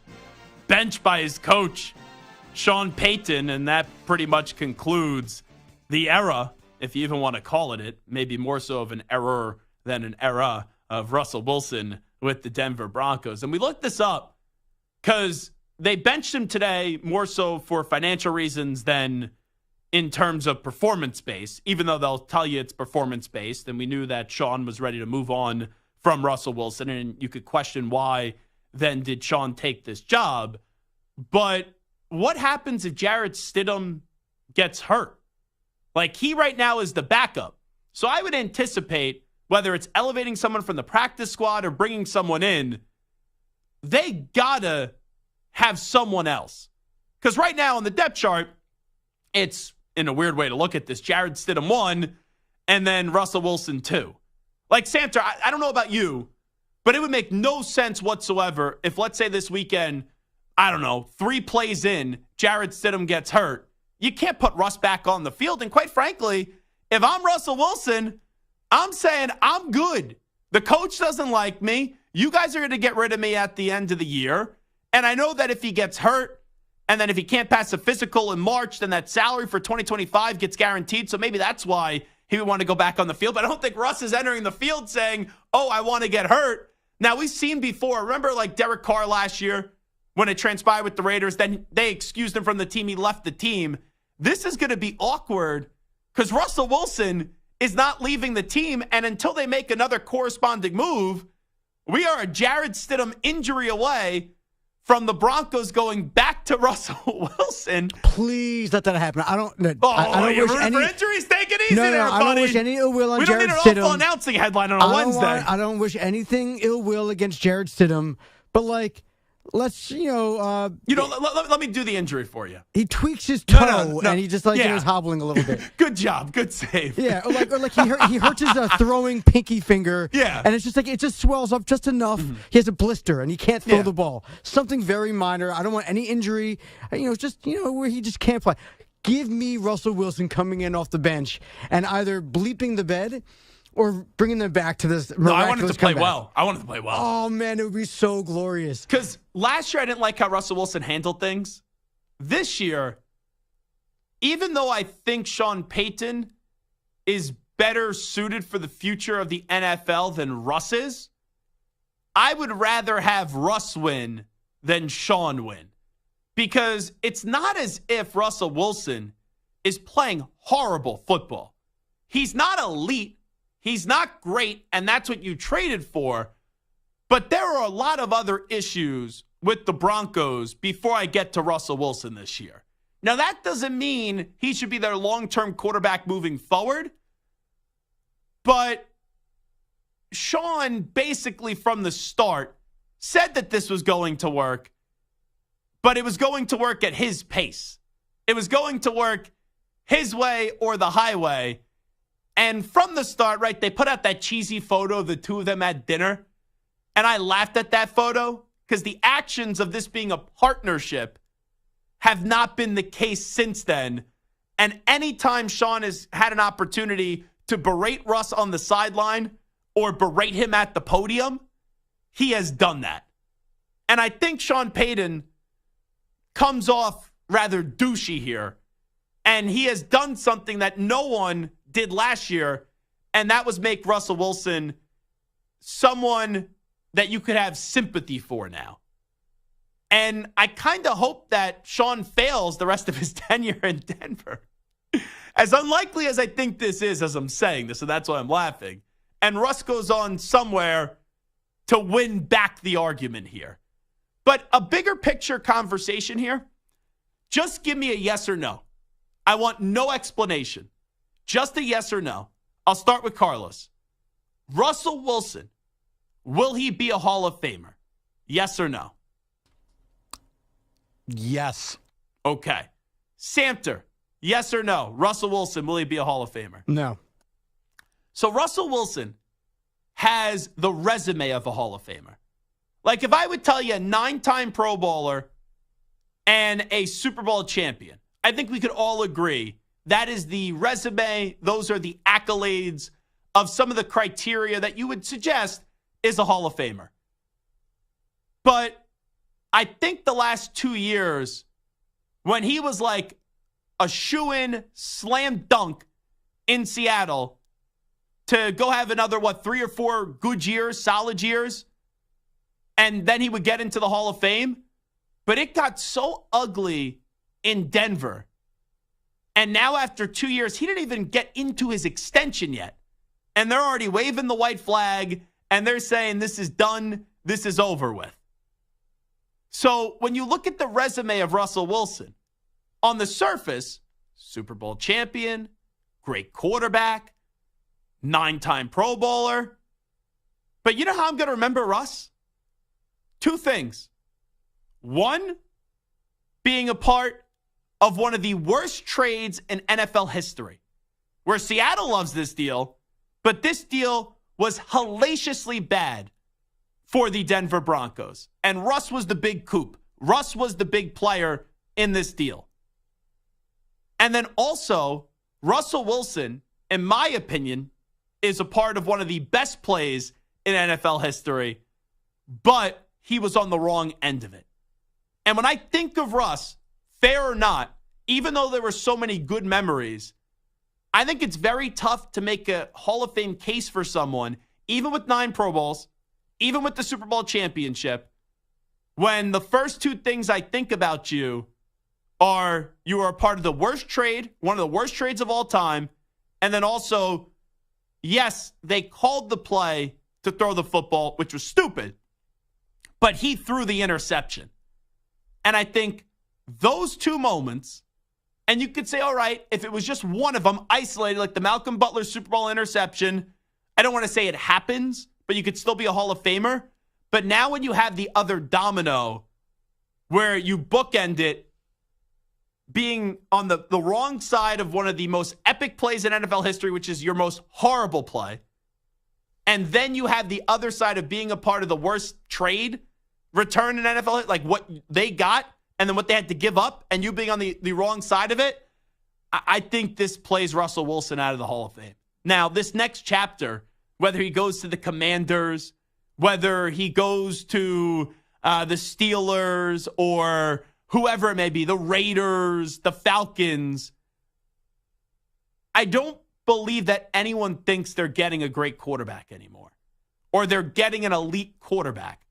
But just maybe, like if he gets to a playoff or 2 in his new spot, just maybe he plays himself back into the Hall of Fame. But right now, I don't think Russell Wilson, if the vote was tomorrow, he won't be a first ballot, we know that. But I don't think he gets into the Hall of Fame because of how disastrous these 2 years were with the Denver Broncos. Pat Boyle, let me just do a little exercise here because Pat just walked into the middle of the conversation. We got Carl's answer, we got Mike's answer, we got my answer. Hi, Zach. Unlimited. Yes or no, Russell Wilson on the Hall of Fame? No. Your answer as to why? Because what has he done the last 4 years? You know, I understand that most quarterbacks aren't like Tom Brady and aren't going to play into their 40s, but I mean, come on, the guy has been he's been substantially better this year. The last 2 years, but he couldn't get any worse. The last 2 years, statistically, one of the worst quarterbacks in the league.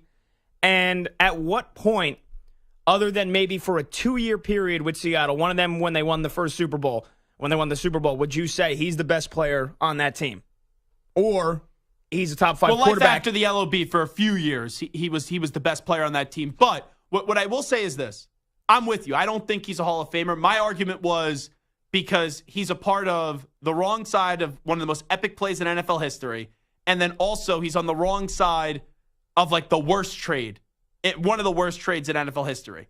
And also, Russ for so many years, and maybe with some insecurities too. And maybe that's, with the interception in the Super Bowl, and then they break up that team. You're not wrong in terms of, for so many years when they won, people thought of it as Pete, people thought of it as their defense, and then on offense, you thought of Marshawn Lynch first. And then Russ on his own, there is always, even though there were some good years, at the end in Seattle, they moved on from a quarterback that at the time everyone thought it was like the dumbest deal to move on from that quarterback. And Pete and John Schneider, who was his biggest supporters, ended up being right. And now in Denver, you could blame Nathaniel Hackett. And then, okay, you see him with Sean Payton, and I know Sean doesn't like him, but he got better this year, but I would still not call him an elite quarterback. And unless he gives you 2 or 3 more really good seasons, which I don't think is going to happen, like I think he could have taken Atlanta to the playoffs this year. I think he could have taken Pittsburgh to the playoffs this year. But without having 2 or 3 more good seasons, I do think people tend to remember more so the back end of his career rather than the beginning of his career when it was this remarkable story, right? You had the quarterback come over for Green Bay that they paid all that money for, and then that guy didn't even start because Russell Wilson impressed so many people in training camp.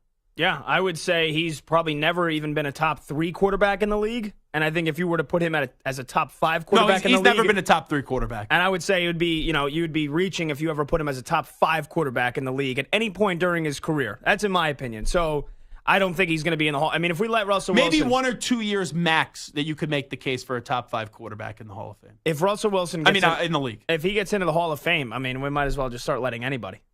Well, I don't think it would be egregious. Like, he's a 9-time Pro Bowler, and he's a Super Bowl champion. Like, it wouldn't be egregious if he gets in, but I lean more with you. I'm stricter on my standards on who we allow in the Hall of Fame, and I think his career was more just really, really, really good with an ugly finish than it would be for me to say great. And that's, I say this every day on this show. I think it's the biggest fight that I have on this show. There's a difference between great and good, and now we're in a society you're either great or you suck. It's just how it is. Now, everyone uses what term these days? Oh, he's the GOAT. He's the GOAT. Who was the guy at the draft? Brandon Miller, who was saying Paul George is his GOAT. Like, what the heck are we doing? There's a difference on who your favorite player is. Exactly. And then who is the greatest player. And, God bless Paul George, but he was never the greatest player that the NBA has seen or even in that conversation. Do you think Russell Wilson is a Hall of Famer? 855-212-4CBS, 855-212-4227. I do not think he is right now. Brandon Stokely going to join us at the top of the hour. We'll do a news brief on the other side. But first up with the latest CBS Sports Radio update, here he is, Pat Boyle. CBS Sports Radio. Sports Flash. All right, Zach, and so for anybody who missed the big news of the day coming out of Denver, the Broncos are benching Russell Wilson and starting Jarrett Stidham on Sunday against the Chargers. Denver head coach Sean Payton informed the team of the change this morning. Here's one key component factoring into the decision. Russ will be owed an extra $37 million guaranteed if he cannot pass a physical in March. So for financial flexibility and to not risk Russ getting injured in the final 2 games, the Broncos are going to Stidham. However, Denver still in playoff contention, albeit with a slim chance, heading into the final 2 weeks of the season. Russ has been substantially better than last year, 26 touchdowns to just 8 interceptions. Now the huge question this offseason becomes, will Denver cut Russ? Broncos would take an unprecedented hit of $85 million in dead cap money over the next 2 years. If they cut Wilson, and thanks to their trade with Seattle, the Broncos have just 6 picks in the upcoming draft, including no second-round pick. College football bowl season heating up with 4 tasty games on the slate today. The first is underway, the Military Bowl in Annapolis. Both teams affected by opt-outs in the transfer portal. Tulane also with an interim head coach for 1 game on the sideline. They're hanging tough, but trail Virginia Tech 24-17 at the end of the third quarter. They do have 4th and goal, though, from the 2. I'm Pat Boyle. CBS Sports Radio.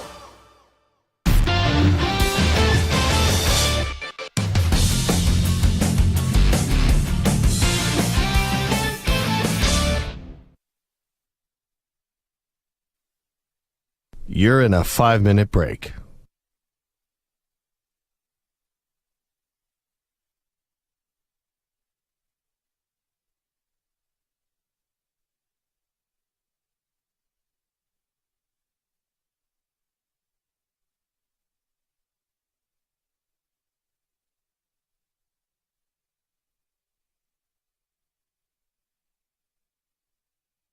4 minutes, 30 seconds remaining.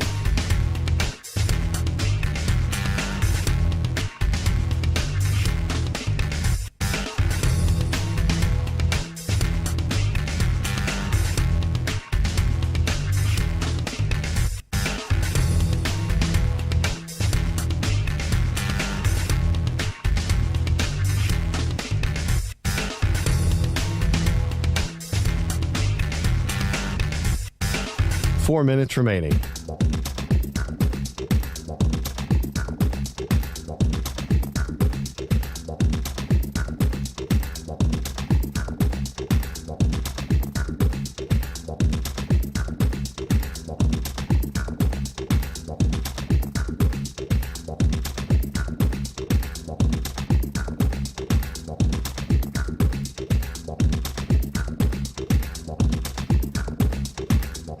Three minutes, 30 seconds remaining.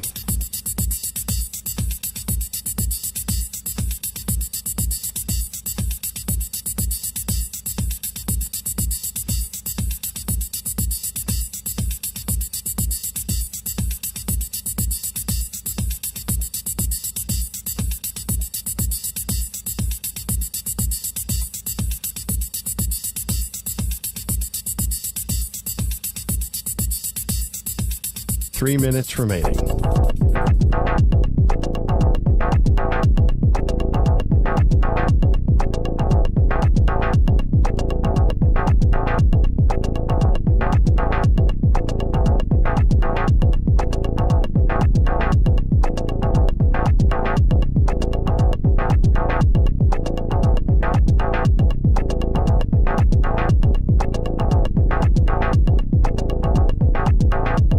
Two minutes, 30 seconds remaining.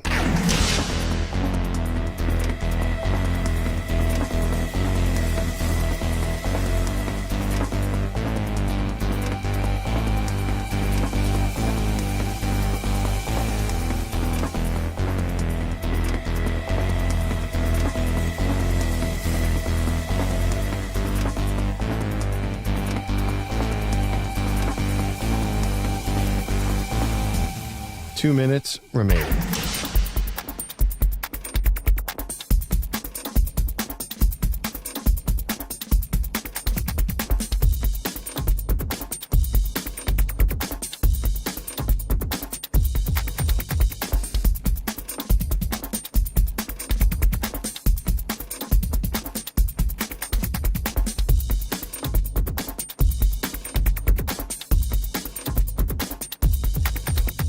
One minute, 30 seconds remaining.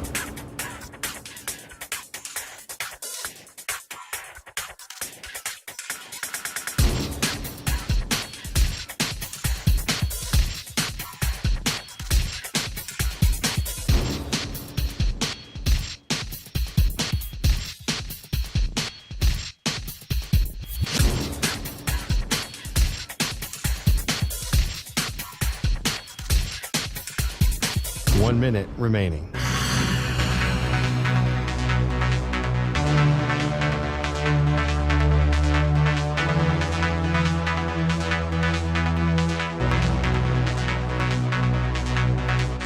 Forty-five seconds remaining.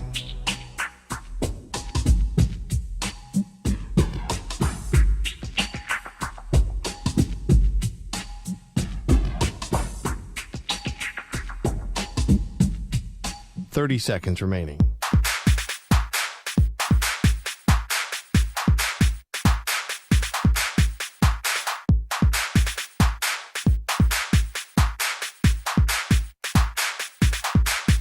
Fifteen seconds.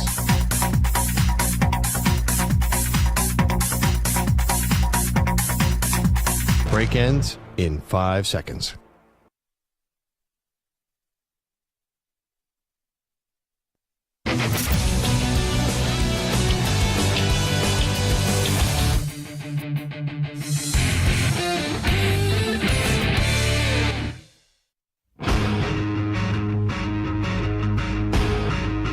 Now back to the Zach Gelb Show.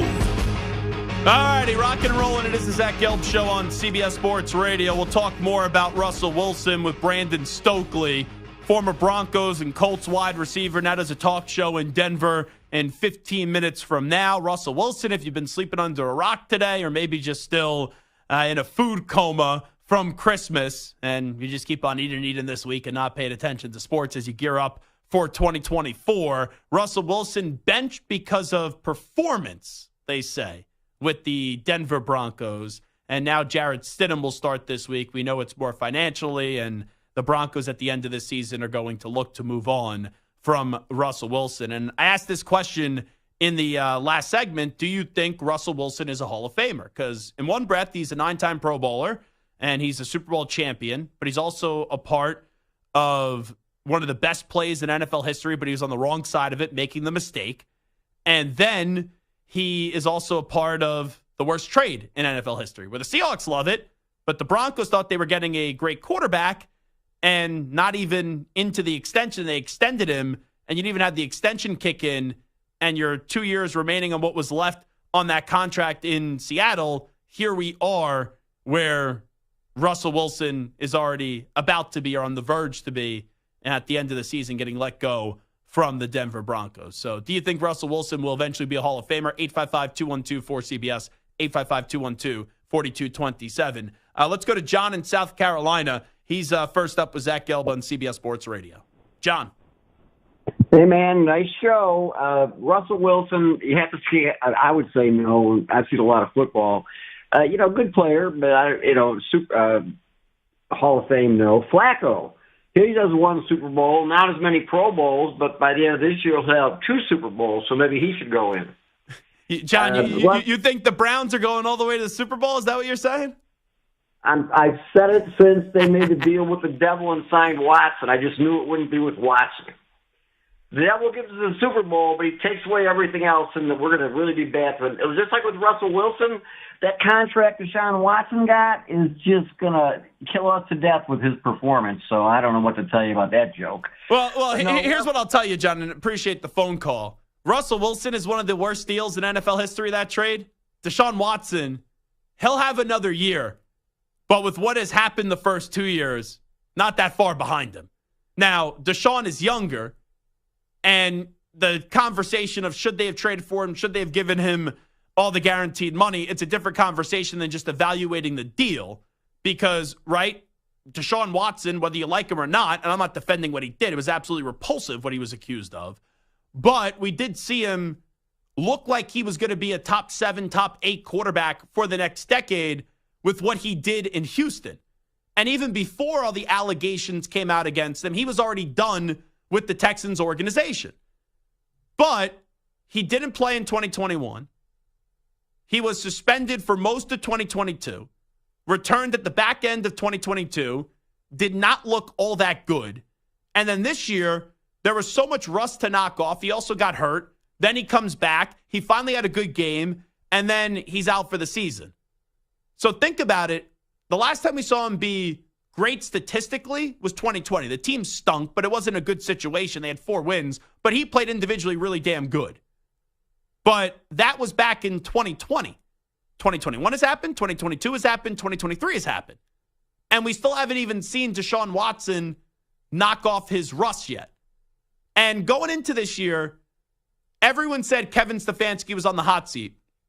And where there was a power struggle in Denver where the coach went out over the quarterback, we all assumed that the quarterback in Cleveland was going to win out over the coach.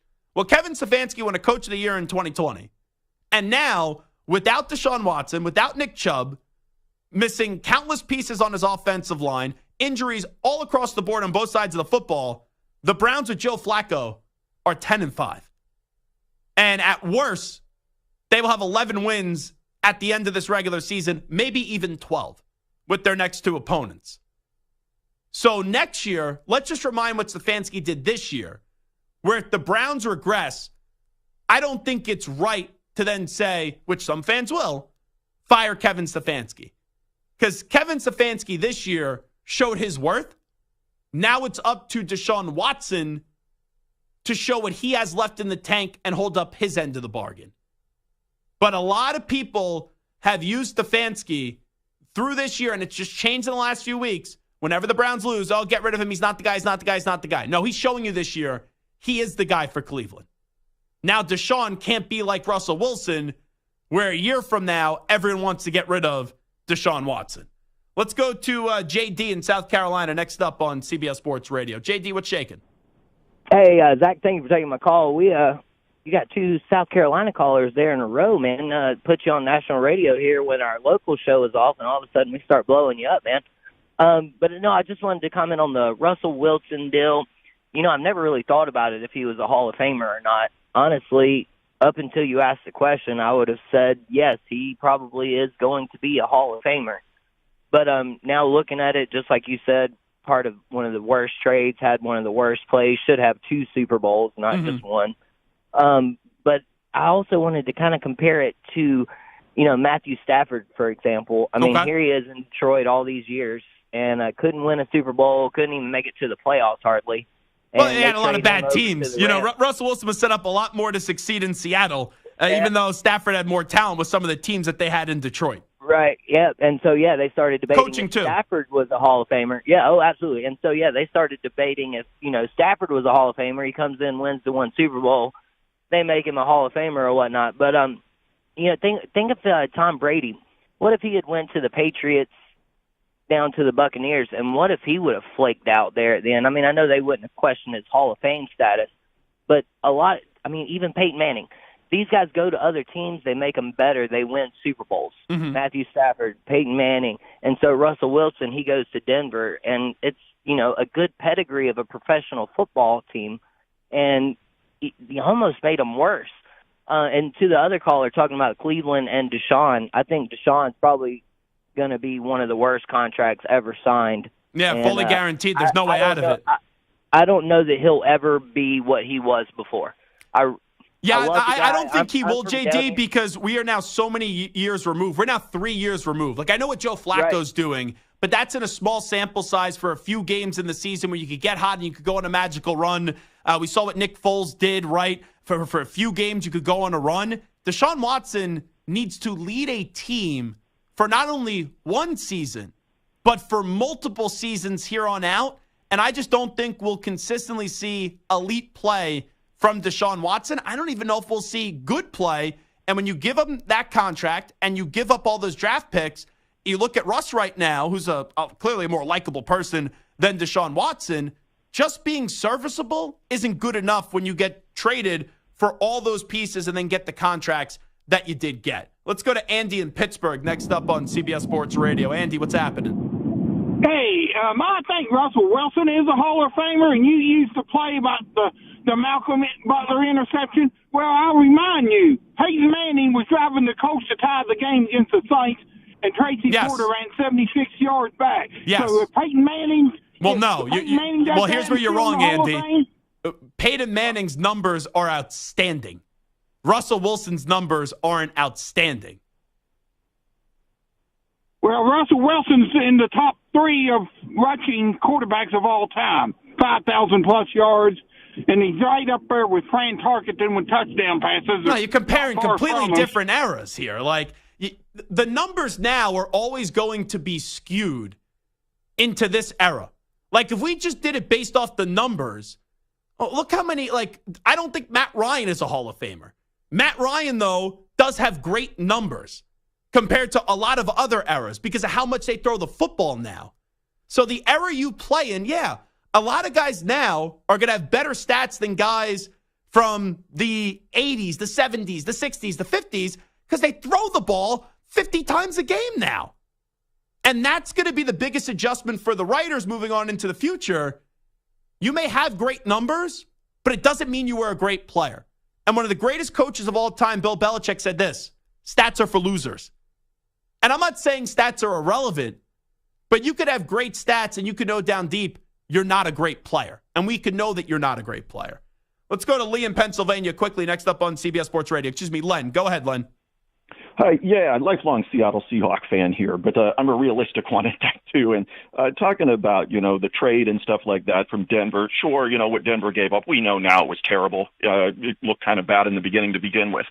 But I think to really know how bad it is, we have to see what Seattle does with it, right? I mean, they went to the playoffs last year, and they could get their back again this year with a guy that's not a franchise quarterback in Geno Smith. Right, not at all. But we look back to like let's say when people say the worst trades of all time, it's got to be Herschel Walker, and what did Dallas do with it? They turned picks into 3 championships or whatever it was. You know what I mean? But what has Seattle got so far? They've got an offensive lineman who's busted and has played half the season. We got a corner in Witherspoon that looks great, but he's also missed numerous games. We got Maffei that's disappeared when the competition got tough, but then he's still stat guy, and like we said, stats are for losers. Stat guy would say, oh, he's got 10 sacks, whatever it is now. I don't think Seattle's exactly hit the jackpot with the draft pick. Well, no, you're not walking away with $450 million, Len. I understand that, right? You didn't hit the mega millions, but you have looked a whole lot better than what Denver's looked with, because you didn't believe. Pete Carroll and John Schneider did not believe Russ was worth it anymore. And they were fine with letting him walk out the door. If you didn't do that, then you would have had to have given him a new contract and pay him elite money, and then you would be stuck with that contract, and it would have been an egregious mistake. Brandon Stokely next.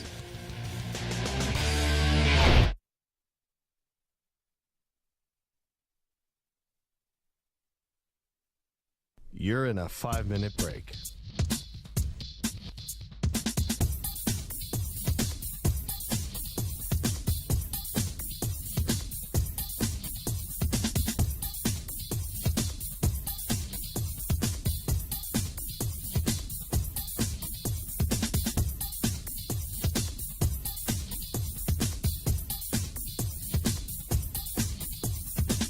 Four minutes, 30 seconds remaining.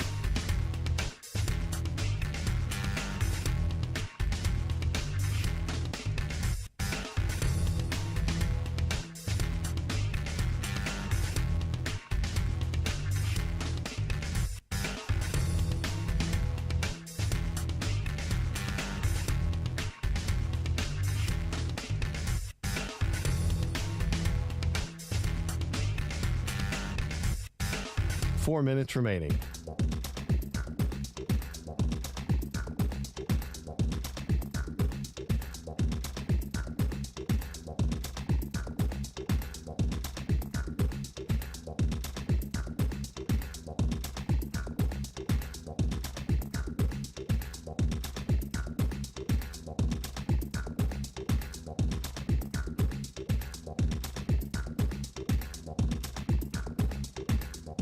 Three minutes, 30 seconds remaining.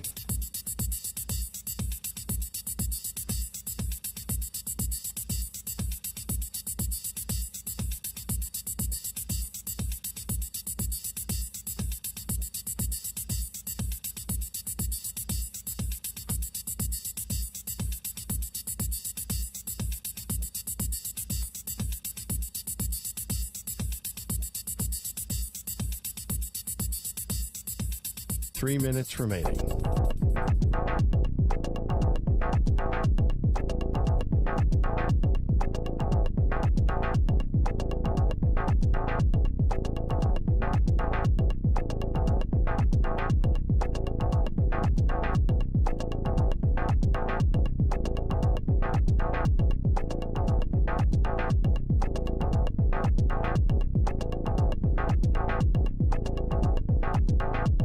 Two minutes, 30 seconds remaining.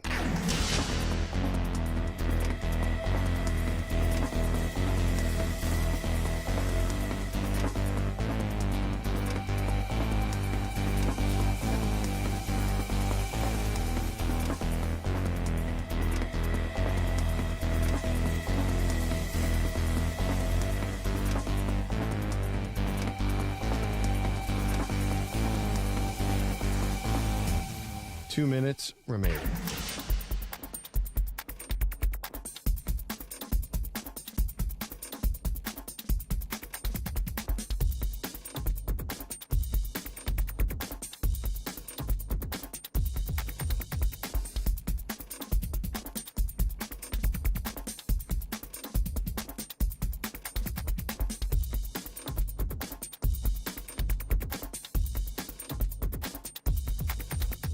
One minute, 30 seconds remaining.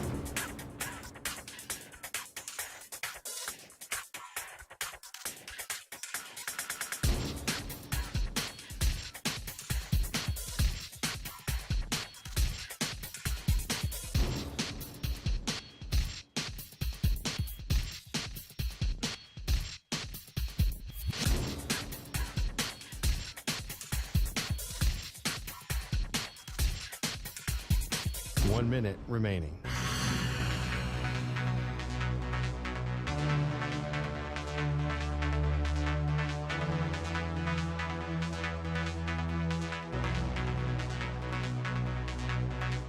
$45 seconds remaining.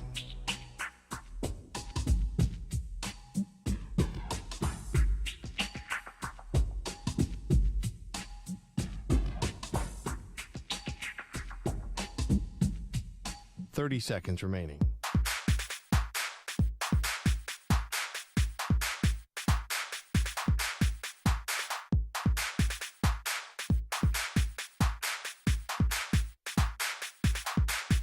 $15 seconds.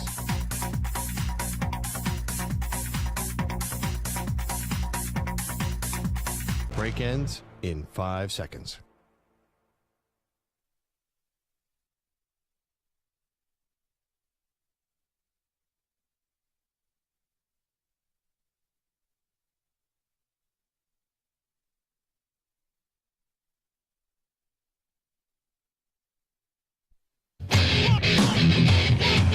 He's live. He's nationwide on CBS Sports Radio. This is the Zach Gelb Show.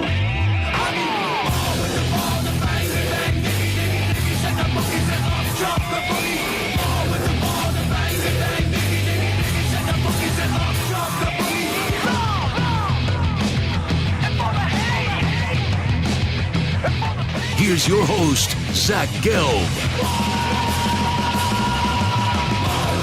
All righty, rock and rolling. Hour number 3 of our radio program. It is the Zach Gelb Show, coast to coast on CBS Sports Radio. Brandon Stokely, of course, the former wide receiver with the Ravens, the Colts, the Broncos, the Seahawks, the Giants as well. Won 2 Super Bowls and now does a talk show in Denver, is on the line with us right now. The big news today, Russell Wilson benched, and Jarrett Stidham is going to start the next game for the Denver Broncos, and the plan is to go with Stidham for the final 2 games of the season. So let's react to it, as it looks like this is the end of the Russell Wilson era in Denver. Brandon Stokely is with us right now on CBS Sports Radio. Brandon, appreciate the time. How are you? I'm doing great. Thanks, Zach. So when this news came down today, your initial reaction was what? I was really surprised. I just didn't think it was going to happen. I just thought they got this far. We've been talking about playoffs, for the last 4, 5, 6 weeks, and it's been fun. And, we had talked about this Russ situation earlier in the year when they were playing really bad, but we got away from that. We got off of that. They didn't make any trades at the trade deadline. It just seemed like they were all in with this group, and they went this far, and they were probably going to continue with Russ here the last couple games. So I didn't see them pulling the rug out from underneath Russ with 2 games left. So I especially with the way that they were on that winning streak, and now, they're pretty much done with the playoffs, but I was definitely surprised to get the news today. Russ has been solid this year. He's been improved. I would still say he's very far away from being great or being elite, anywhere in that category. But let's just say you're a player in that locker room. Would you be annoyed because they're still alive? I know they only have 7 wins, but they're still in this with 2 games left in the season. And now you hear Jarrett Stidham is going to be the quarterback. Yeah, I think it depends on how you view Russ. He's played well, but there might be some guys in that locker room that think that Stidham might be a little bit of an upgrade, that might give them a boost in the passing game. Russ has been fine this year, but he is a tough guy to block for if you're an offensive lineman, and playing wide receiver position for him. The Broncos really don't have a tight end or slot receiver, so just an outside wide receiver. It's hard. He's not on time, on rhythm with hardly anything that he does in the passing game. So it makes it very difficult as a wide receiver, and it makes it very difficult as an offensive lineman. So some of those guys in the locker room might be looking at this as a breath of fresh air, honestly. I know that you said that you were surprised by this. Do you think this is the right move with all that you just said, Brandon Stokely? Well, I'm surprised that it happened now. And we've talked a lot about this throughout the year.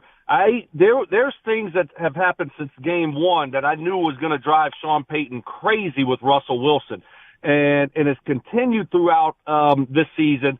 And so I just thought they got this far down the road that they would just continue with Russ the last 2 games. So That's why I'm surprised this late in the process. I thought it had a chance to happen, but once they went on the win streak, I thought they were going to just finish this thing out. So it's a business decision. Obviously they're looking at the future. They're looking at, they're going to be turning the page on this, so they don't want to be stuck on the hook with this contract for any longer.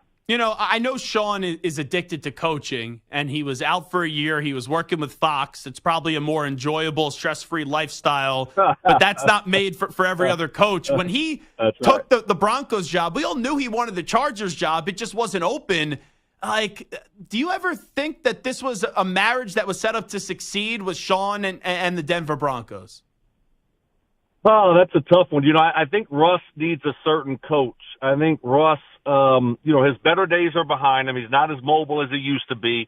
He still can play quarterback. He still can make plays, probably not at an elite level anymore. And you thought maybe the marriage between the two, Sean could get the best out of him. And he's done a good job. He's done a really good job. But just some of the things that Russ does, you can tell just drive Sean crazy. And it started from game one, and it's happened throughout the season. And there's nothing that's on time, on rhythm in the passing game.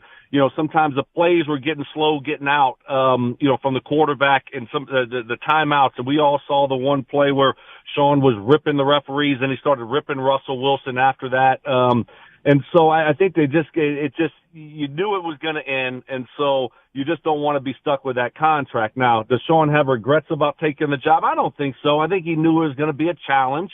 And now you're going to start all over. You got to find a quarterback, though. Ultimately, that's what it boils down to. It seemed like their last good moment together for Russell Wilson and Sean Payton was right when they got put together and they went to that dinner.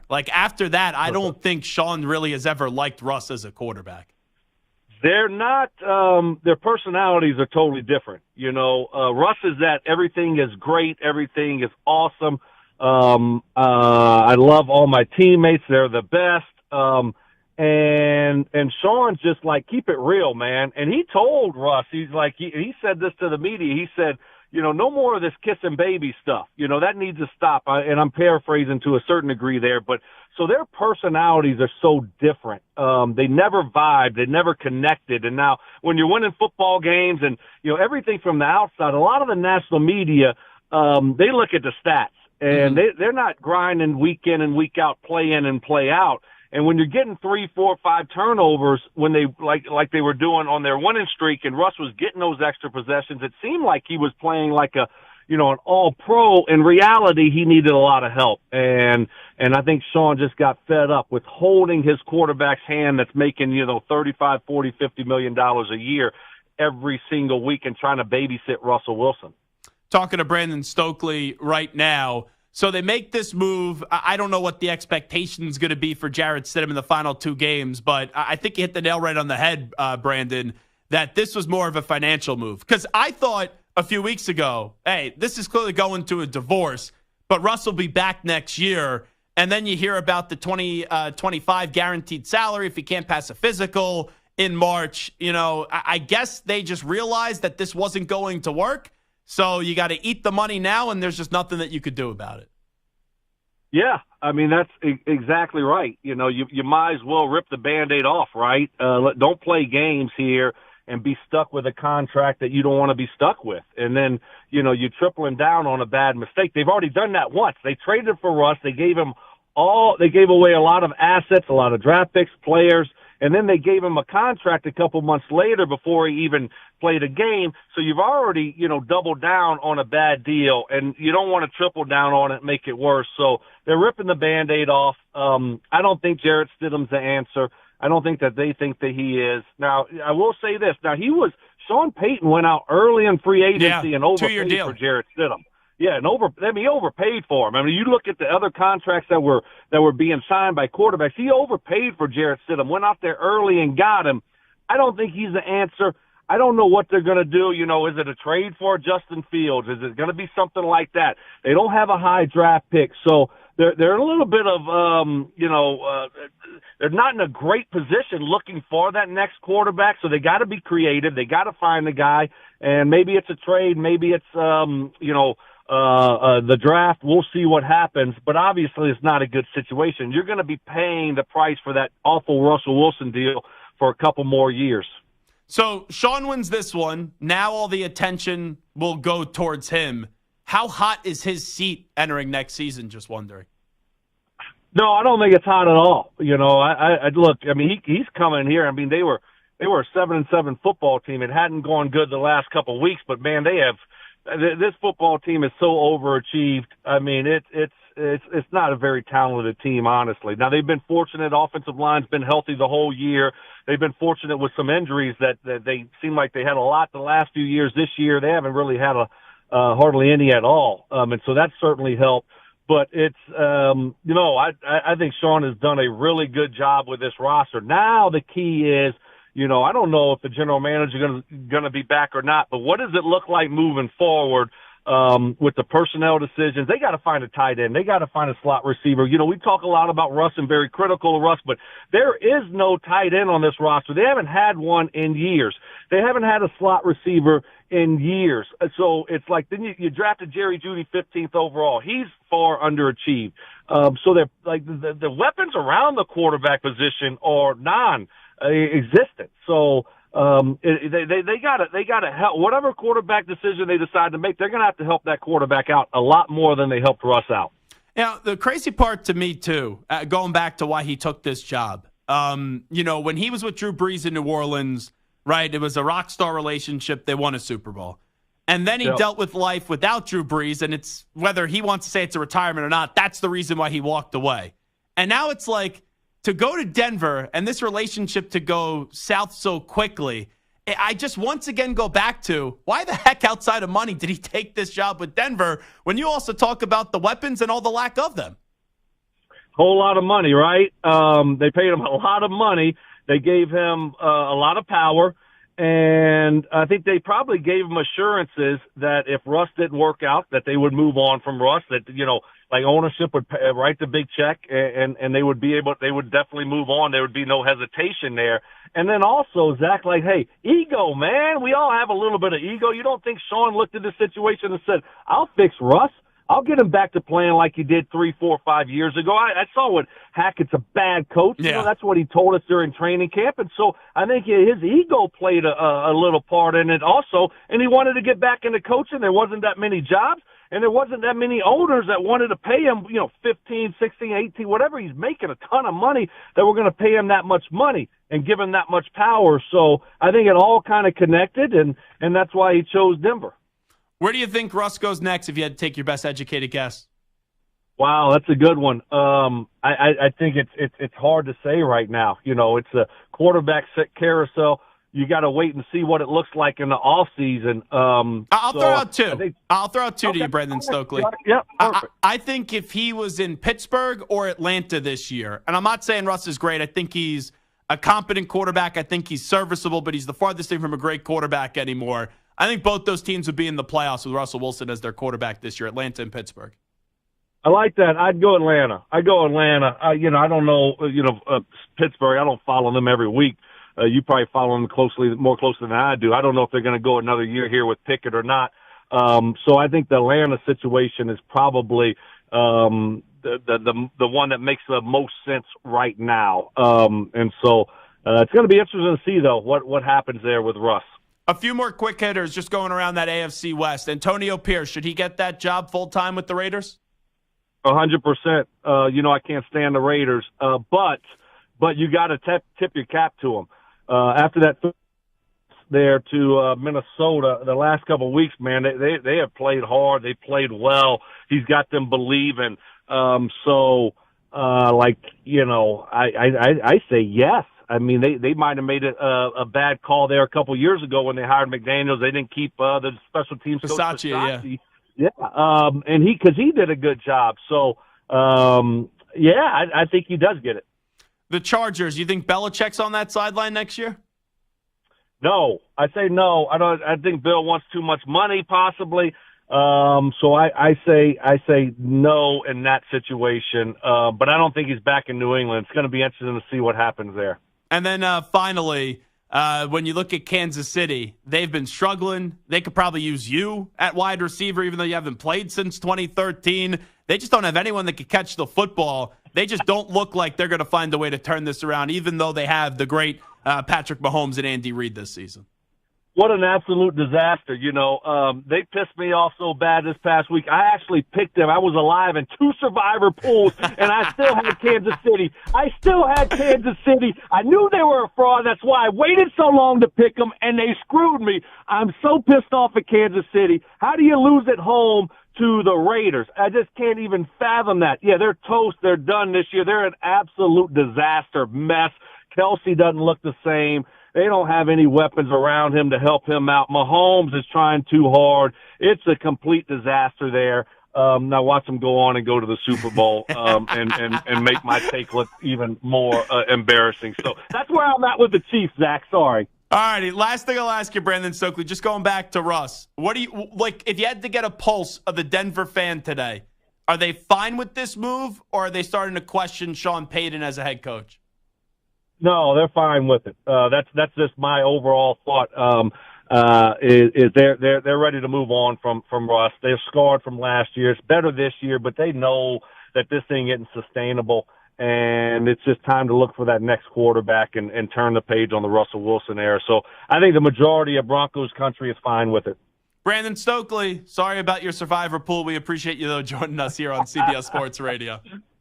Appreciate it, buddy. Thanks a lot. There you go. Brandon Stokely joining us on the show. For a second there, it's rare where you have a former NFL player sound like a sports talk radio caller, but I thought we just had a caller jump into the conversation when he's ranting and raving about his survivor pool going down last week. But that just shows, even though he was a really good NFL player and won 2 Super Bowls and made a lot of big catches, at the end of the day, once your playing days are over, you're one of us, Brandon. You are just one of us. Zach Gelb Show, CBS Sports Radio. We'll take a timeout. Come on back after these short messages.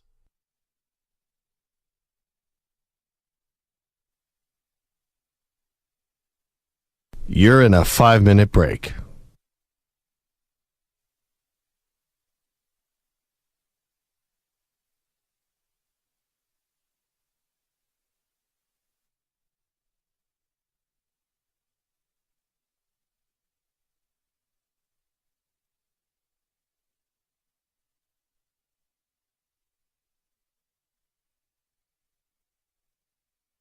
Four minutes, 30 seconds remaining.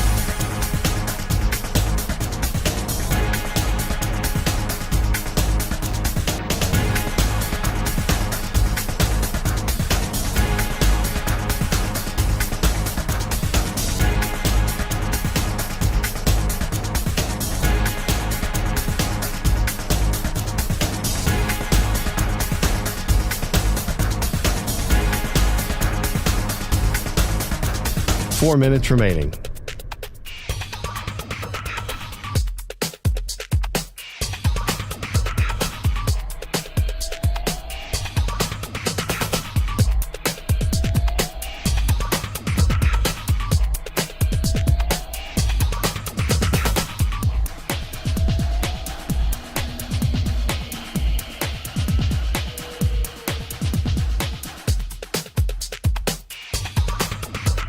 Three minutes, 30 seconds remaining.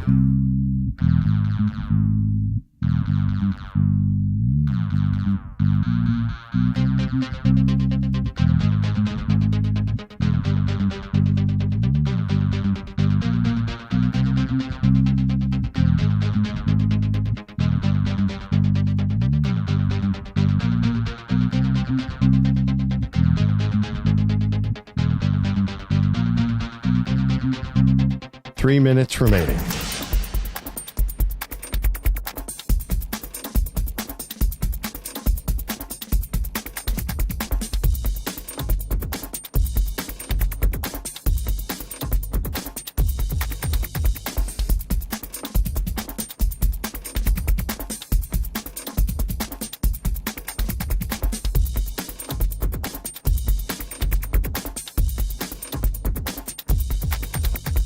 Two minutes, 30 seconds remaining.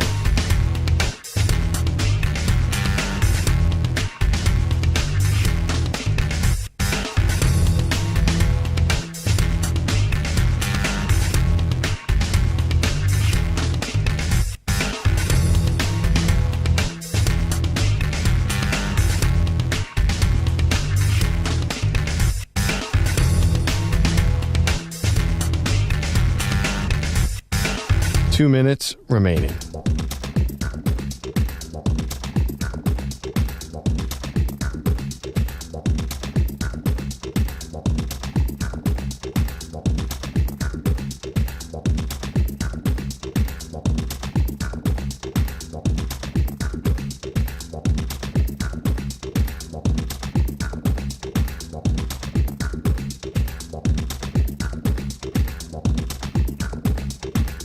One minute, 30 seconds remaining.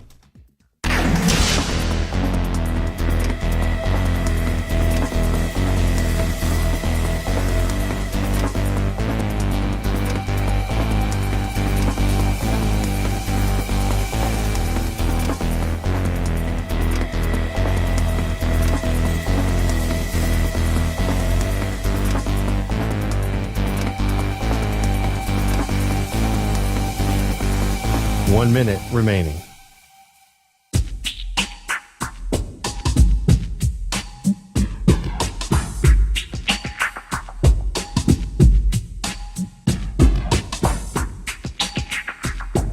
.45 seconds remaining.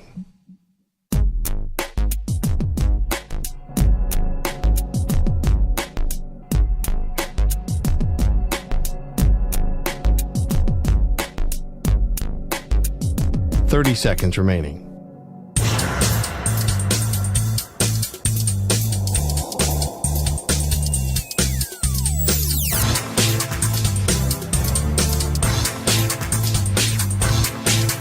.15 seconds.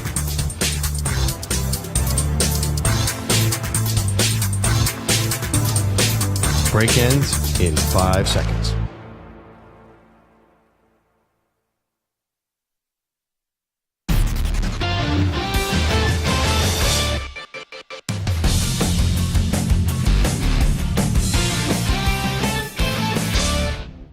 It's Mr. Unlimited. He's live. He's nationwide on CBS Sports Radio. This is the Zach Gelb Show. Here's your host, Zach Gelb. All right, it is the Zach Gelb Show on CBS Sports Radio. I guess Jordan Schultz's account is no longer hacked. I don't know if you guys are following this. The Bleacher Report NFL insider, he's been offering MacBooks every day for the last 2 days. I keep on seeing he's got 10 MacBooks. He'll sell them to you for $500. Then there's 9 MacBooks, and then 8, and so on and so on and so on. And clearly he got hacked. So I guess he has regained his account. And if not, this is just an insane job by the hacker, because this is not laptop related. This is actual NFL news. Jordan Schultz says that the Broncos threatened to bench Russell Wilson weeks ago if he didn't remove his injury guarantees. Russell Wilson's benching by the Broncos today is solely financial related and has been in the works for weeks. The Broncos approached Wilson 2 days after their October 29th upset win over Kansas City and told him he would be made inactive for the rest of the season if he did not adjust his contract and defer the injury guarantee trigger date that he has for 2025. The threat, however, shocked him, and the two sides got into a major dispute on how to proceed. When the threat was made by the Broncos, the team, Wilson's camp, the NFLPA, and an other unknown party were involved in negotiations that ended with no change in Wilson's contract. And then it all came crashing down today when Sean Payton and other top-level members of Denver's organization decided to go ahead with the plan they've had for weeks. And that's the reporting by Jordan Schultz and transcribed by Dove Kleinman. You know, that's kind of wild. Let me just pop up their schedule here real quickly. So that was after the Kansas City game. So that was on October 29th. It's when they get to 3-5. So they weren't humming yet. Like, they won back-to-back games where they defeated Green Bay, they defeated Kansas City. And the Kansas City one was an enormous victory for them. Then they go into the bye week, and after that game, according to this report, that's when they said, we want you to eliminate the injury guarantees. So that was coming off of a win. Think about that. You're 1-5. You finally win back-to-back games. You beat Green Bay, and you beat Kansas City. Russ, we want you to take out your injury guarantees on an extension. They even haven't got into the extension yet because you're on the final 2 years of your old contract. Then Russ goes, we'll beat Buffalo, even though Sean McDermott messed up that game and bailed out Sean Payton when Sean was running on his kicker after taking a kneel. It was very stupid. And then Sean McDermott had too many guys on the field. Then you beat Minnesota and you beat Cleveland. So it's like there's this fight going on if this report is true.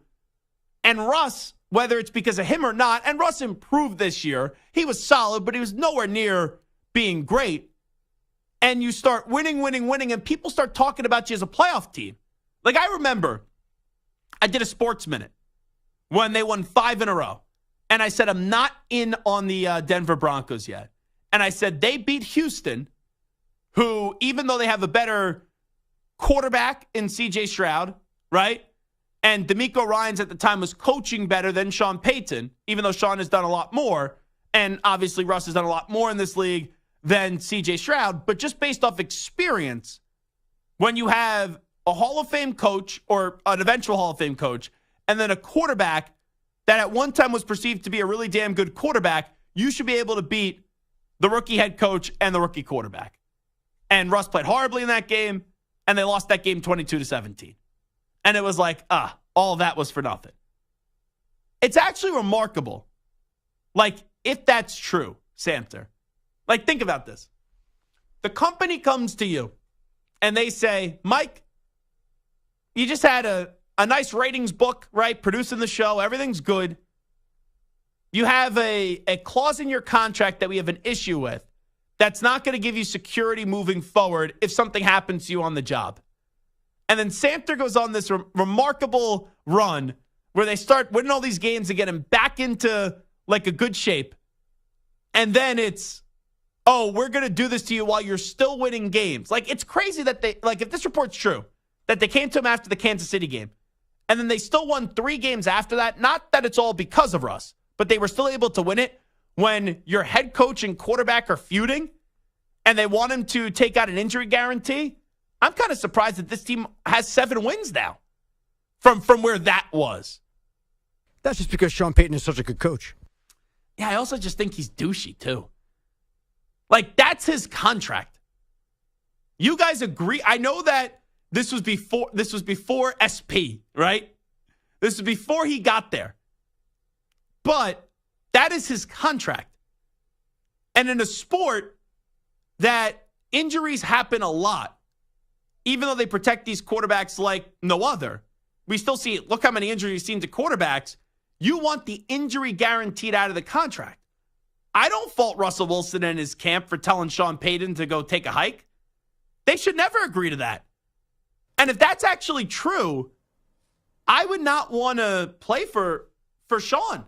I wouldn't trust him. I really, like, the guy is a remarkable head coach. He is. But I don't think he looks good in all this. And I don't think he's looked good in all of this throughout the entire year. I know you could say, well, in the win-loss record, right, they got to 7 wins. You probably didn't think they were going to have 7 wins for the start of the season. I get that. And I've had zero reason to defend Russell Wilson. But through this entire season, you just know that Sean doesn't like Russ. And I said this to Brandon Stokely 3,000 times, and I'll say it here. Why did he take this job outside of money?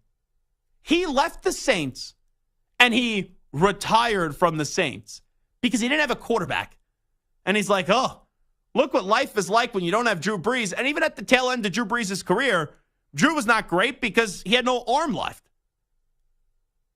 And then you wanted the Chargers job. The Chargers don't fire their dopey coach in Brandon Staley last year after choking that playoff game and they had a 27-point lead. Everyone in America knew. Everyone said last year after they choked that game, heck, I put out a video on my Twitter on it. Don't be stupid. The Spanos family will be stupid. They won't hire Sean Payton, but they should hire him. Everyone was arguing that. It was the easiest radio ever. Every Tom, Dick, and Harry got on the air, and they said Sean should be the next head coach of the Chargers. And then he wasn't because they didn't fire Staley. So you go from that to then taking over a team where, like, did you talk yourself into Russ? Because there's no way he could actually like Russ and think Russ was going to go on to have success when you left the job with the Saints because you didn't have a quarterback anymore. And now where you could have had the pick of whatever job you wanted, you go to Denver where you give up on the quarterback not even a full year in. Because if you eliminate the injury guarantees, that's we want to play you, but if you get hurt, we don't want to pay you and give you the fully guaranteed money in 2025. You can't pass a physical in March of 2024. So he really gave up on the quarterback somewhere in October. And I don't think that's the first time he may have, publicly did an action. But did he give up on him as soon as they lost 70-20 to Miami? I mean, it would be hard not to give up on a quarterback after that, although that wasn't all about Russ. His defense sucked too. Yeah, that wasn't all about Russ. And listen, at the end of the day, it sounds to me like the issue with Russ and Peyton is as much personality as it is on the field. Yeah. We just had Brandon Stokely on. Mm-hmm. He's talking about holding his hand and kissing babies and Russ's personality and talking to teammates. We didn't hear anything about the scheme didn't work for Russ. Mm-hmm. We didn't hear that Russ couldn't perform the duties that Sean Payton needed as the quarterback. If you look at all the issues that the Broncos had this year, Russell Wilson is down the list as far as on-field issues. He's the 13th worst player or biggest reason why they haven't been great. But he's the easy scapegoat. For sure. But I guess the issue for me is it sounds to me like from what Brandon said, from what we're hearing, is that it was a personality thing. And I think a lot of people are turned off by Russ. Even Pete Carroll, right? A lot of those Legion of Boom guys. They can't stand him. Bennett and Sherman, they always talk junk about Pete Carroll and Russ Wilson. Well, look at it this way. Last year, you saw the Seahawk players that won with Russ not only celebrate his bad season, they danced on the grave. They did the worm on the grave of Russell Wilson last year. So my question is he just annoying and phony and kind of just a pain in the ass? Or is he legitimately a dislikable person? So I think it was two things. Let me address the Seattle part first. There were a lot of egos on that Seattle team. And the team knew that their greatest strength was the defense. And Pete would hold that defense to a high standard and would hold them accountable in the slight margin of errors. And there was a perception in Seattle that Pete was holding the hand of Russell Wilson.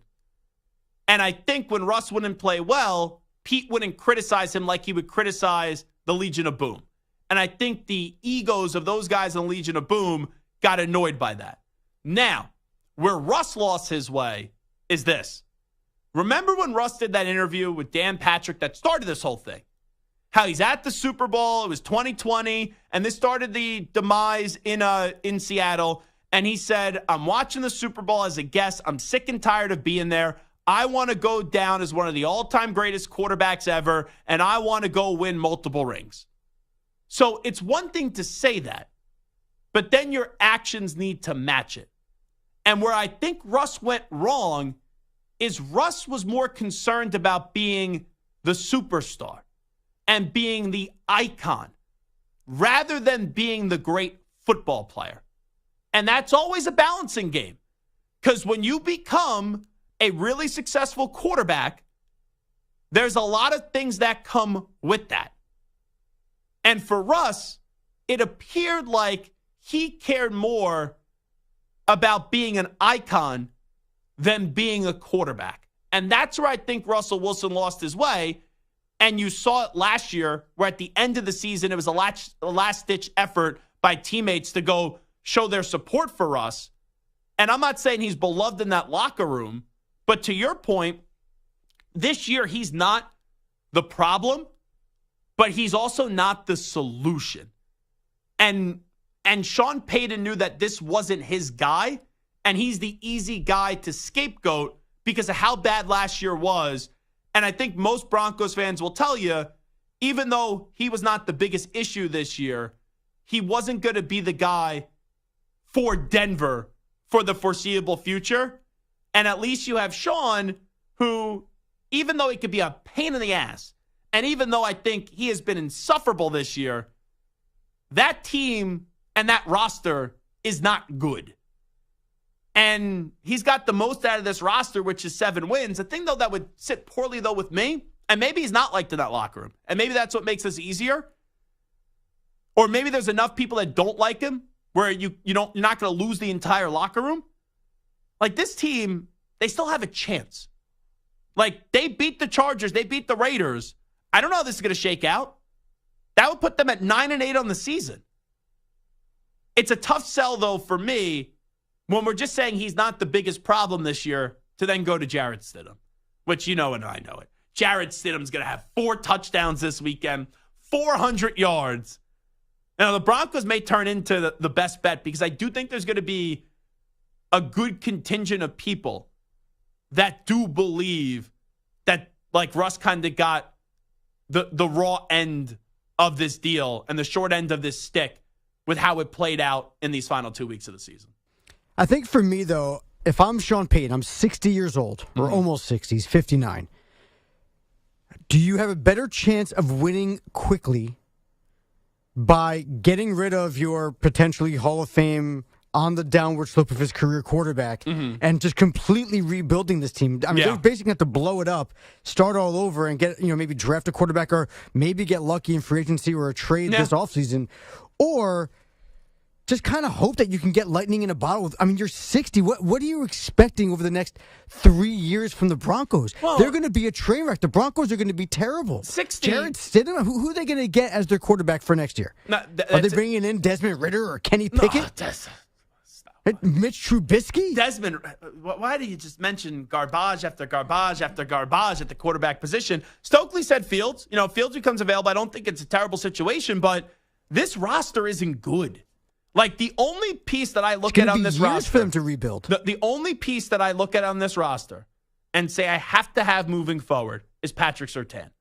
I really like Justin Simmons as well, but he's not a spring chicken either anymore. He's 30. So Patrick Surtain is the only guy I say I must have moving forward on this roster. But look at the Texans. You have one good draft. You get one game-changing player. You could turn this around rather quickly in the NFL. Like the Colts, after Peyton Manning, they had two wins that year, whatever it was. The roster stunk. They get Andrew Luck, and they go on this great run, in that next season. You could turn it around rather quickly. And also, like, look at Pete Carroll. Now, this dude's coaching. He's 70-something years old right now. Like, Sean could coach for another 10 years, if not then some. But you got to eventually win.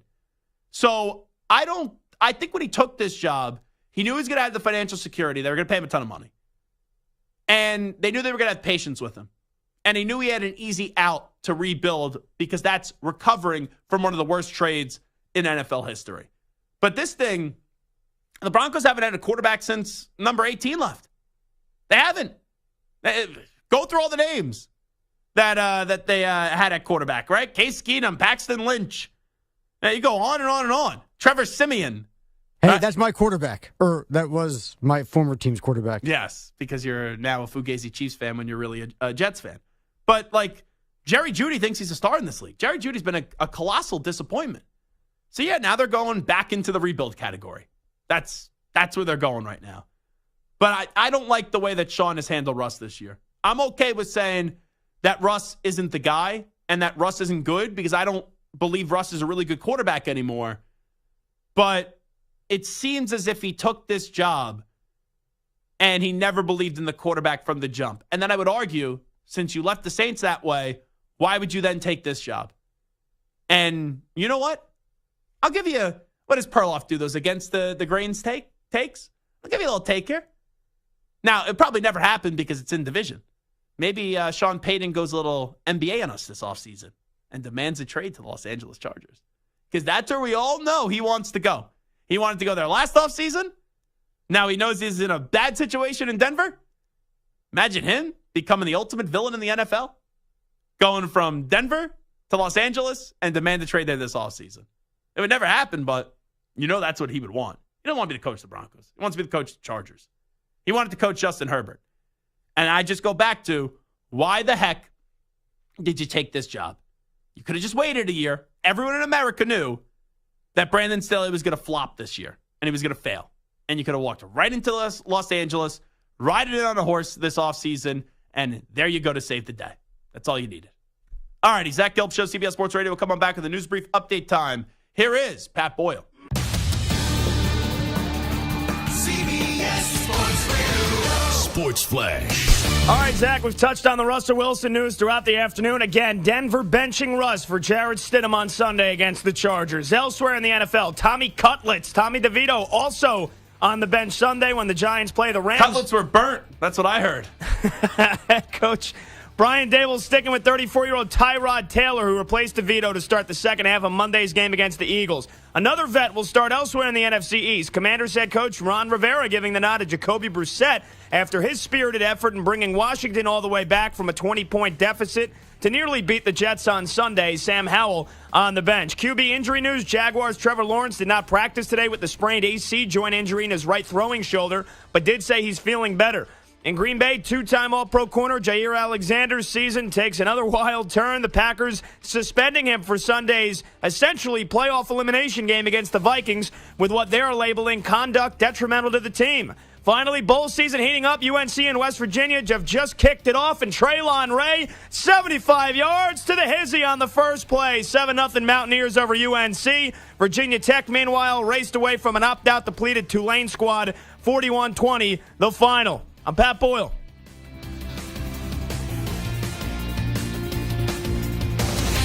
CBS Sports Radio.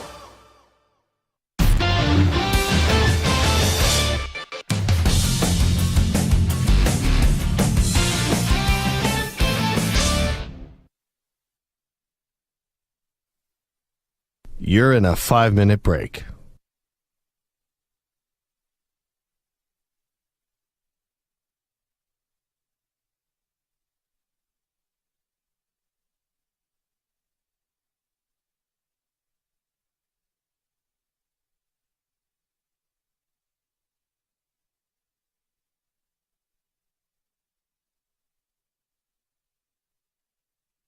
Four minutes, 30 seconds remaining.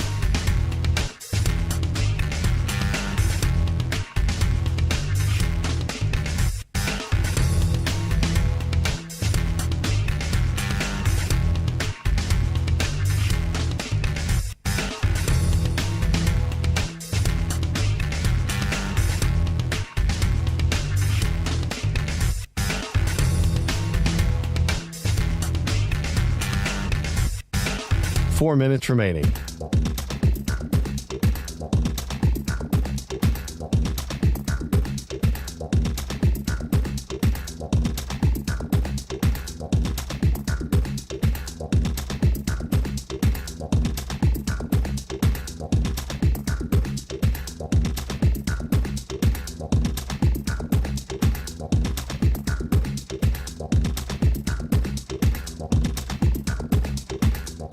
Three minutes, 30 seconds remaining.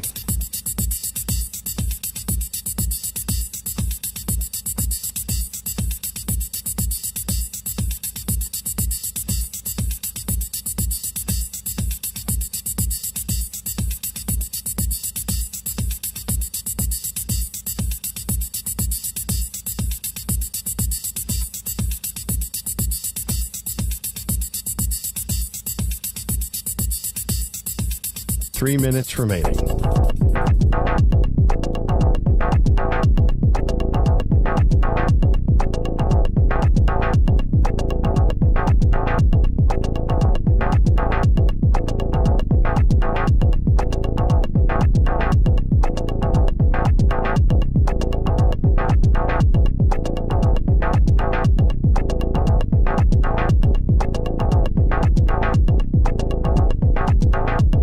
Two minutes, 30 seconds remaining.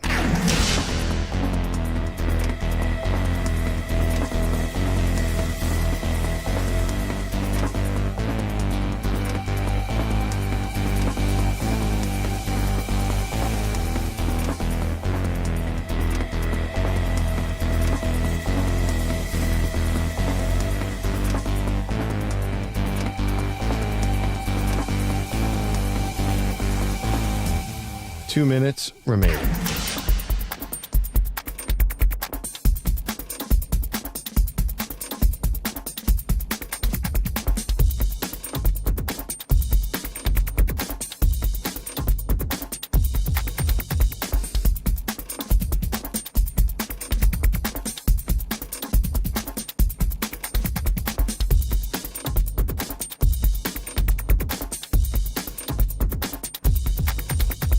1 minute, 30 seconds remaining.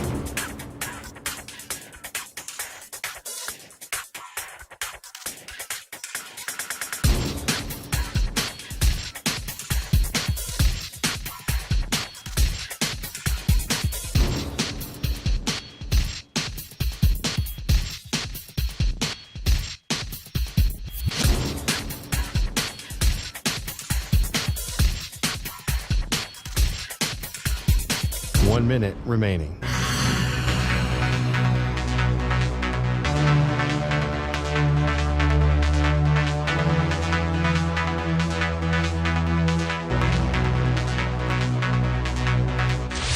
Five seconds remaining.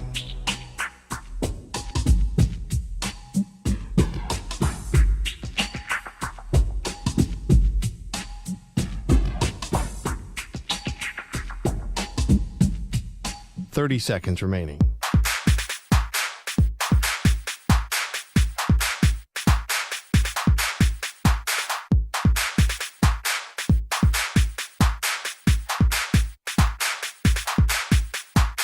Seconds.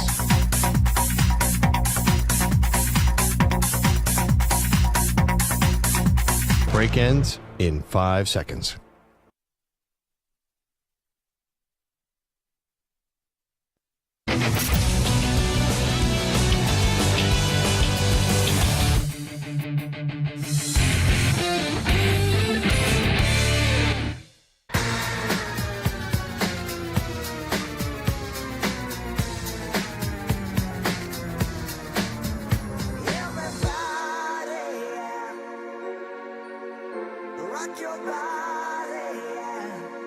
Hey, this is Howie. And this is Nick from the Backstreet Boys. And you're listening to the Zach Gelb Show on CBS Sports Radio. And guess what? Zach is back. All right. He's live. He's nationwide on CBS Sports Radio. This is the Zach Gelb Show. All right, it's time to answer Ask the Pros question of the day, and it's brought to you by O'Reilly Auto Parts. Jake in South Carolina says, Zach, where do you think Russell Wilson will be playing football next year? You can submit a question by tweeting at CBS Sports Radio or at Zach Gelb using the hashtag Ask the Pros. Think O'Reilly Auto Parts for all your car care needs and get guaranteed low prices and excellent customer service from the professional parts people at O'Reilly Auto Parts. Well, that's actually our poll question today.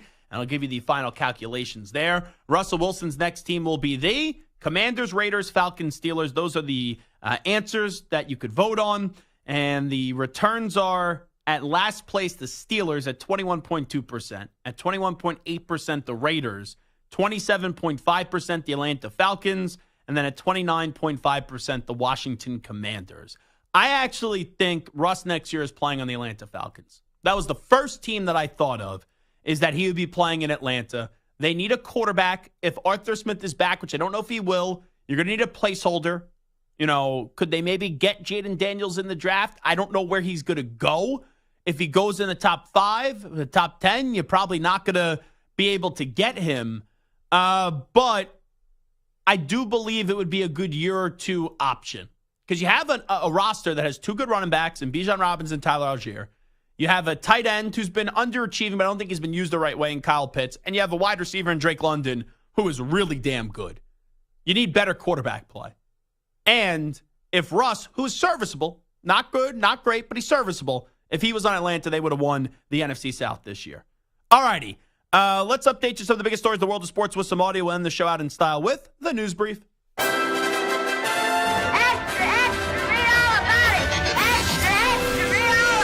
Time for your daily news brief. We get you caught up on the rumors, reports, and reconnaissance from the day in sports. So let's get to the biggest story of the day. Russell Wilson on the bench, as Sean Payton has made that decision. It's more so a financial decision, in my opinion, than it's because of performance, but they'll sell it as performance. Sean just addressed reporters a few moments ago. Samters, since we just got this in here, do we know what the question was? Just wondering. Yeah, it's from the outside, it kind of looks like the Broncos are trying to make Russell Wilson the fall guy. And how does that? How do the optics look for that, Mr. Payton? Okay, let's listen up. I can't replace the entire offensive line. I can't bring in 5 new receivers, and if it continues over a period of time, then there'll be another guy here talking to you as well.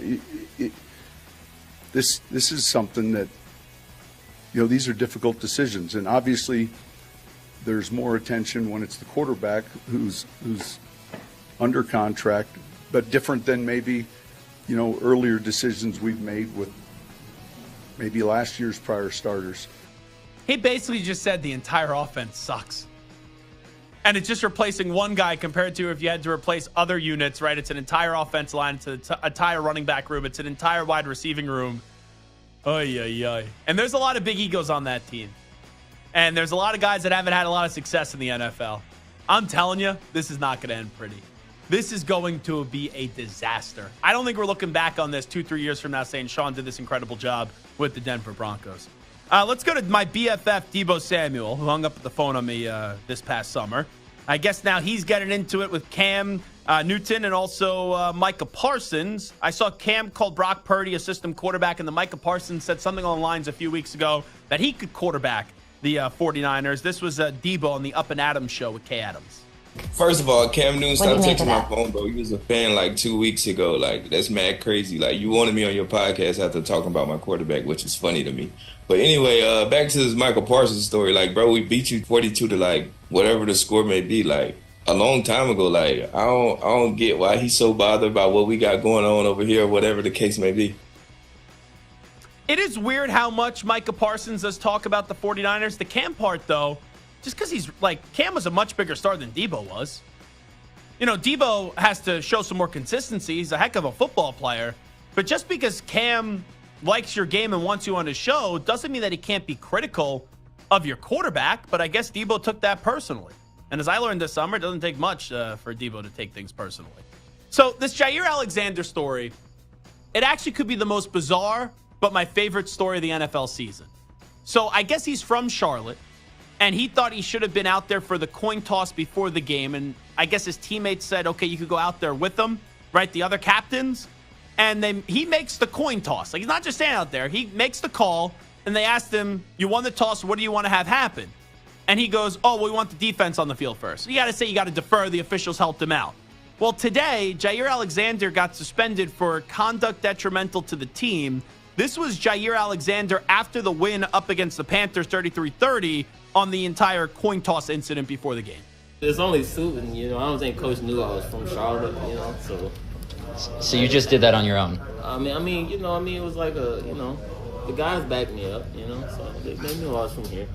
Did you realize you almost made a big mistake on the call, though? What'd I do? Well, you said we want to go on defense. Yeah. I said I want our defense to be out there. And they all looked at me like I was crazy. I'm like, it's pretty simple what I said. Like, I want the defense to be out there. They like, you mean defer? I'm like, yeah, I guess. Yeah, everybody was laughing. I'm like, what y'all laughing at? It's pretty obvious what I'm asking for. So did anyone say anything to you when you got back to the sideline? Why would they? Jair Alexander's a really good player. Really good player. They need him on Sunday up against Minnesota when you're going up against Justin Jefferson. They're 7-8. They play the Vikings and the Bears. They could win both those games and get into the playoffs. I think this is too severe if it's just on the coin toss situation. Now, I'm not an idiot. I'm not a moron. I'm not a dope. And I follow these things. There is no way that this is just because of the coin toss. You've heard speculation about the Packers maybe moving on from Jair Alexander this offseason. There's something else that is going on here. Because he is a good enough player where he could survive that coin toss incident when all he did was win the coin toss and they still ended up getting to have happen what they wanted to have happen.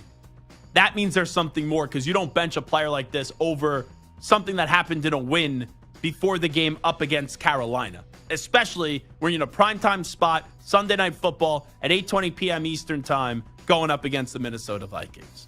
All righty, that is a news brief. It is the Zach Gelb Show on CBS Sports Radio. Fun show today. I'd like to thank Flash Jared Gordon. Remarkable him sharing his story from shooting heroin in Penn Station to then a little over a month ago knocking out a fighter to win a fight in Madison Square Garden, and he's 8 years sober today, so congratulations to him. Also like to thank Damon Heward for stopping by and Brandon Stokely as well. Big thanks to each and every one of you for calling, listening, tweeting to the show. We'll be back tomorrow on a Thursday. We got to get a day closer and closer to the college football playoff semifinals. Also, we do start Week 17 tomorrow with a lovely NFL game.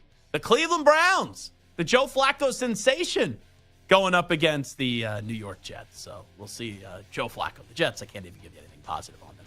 Big thanks to Moist Mike, Carlos with a K, Carlos Ortiz, each and every one of you. We'll be back mañana, everybody, at 3 p.m. Eastern, noon Pacific. I'm Zach Gelb. We out. Bye-bye. Peace.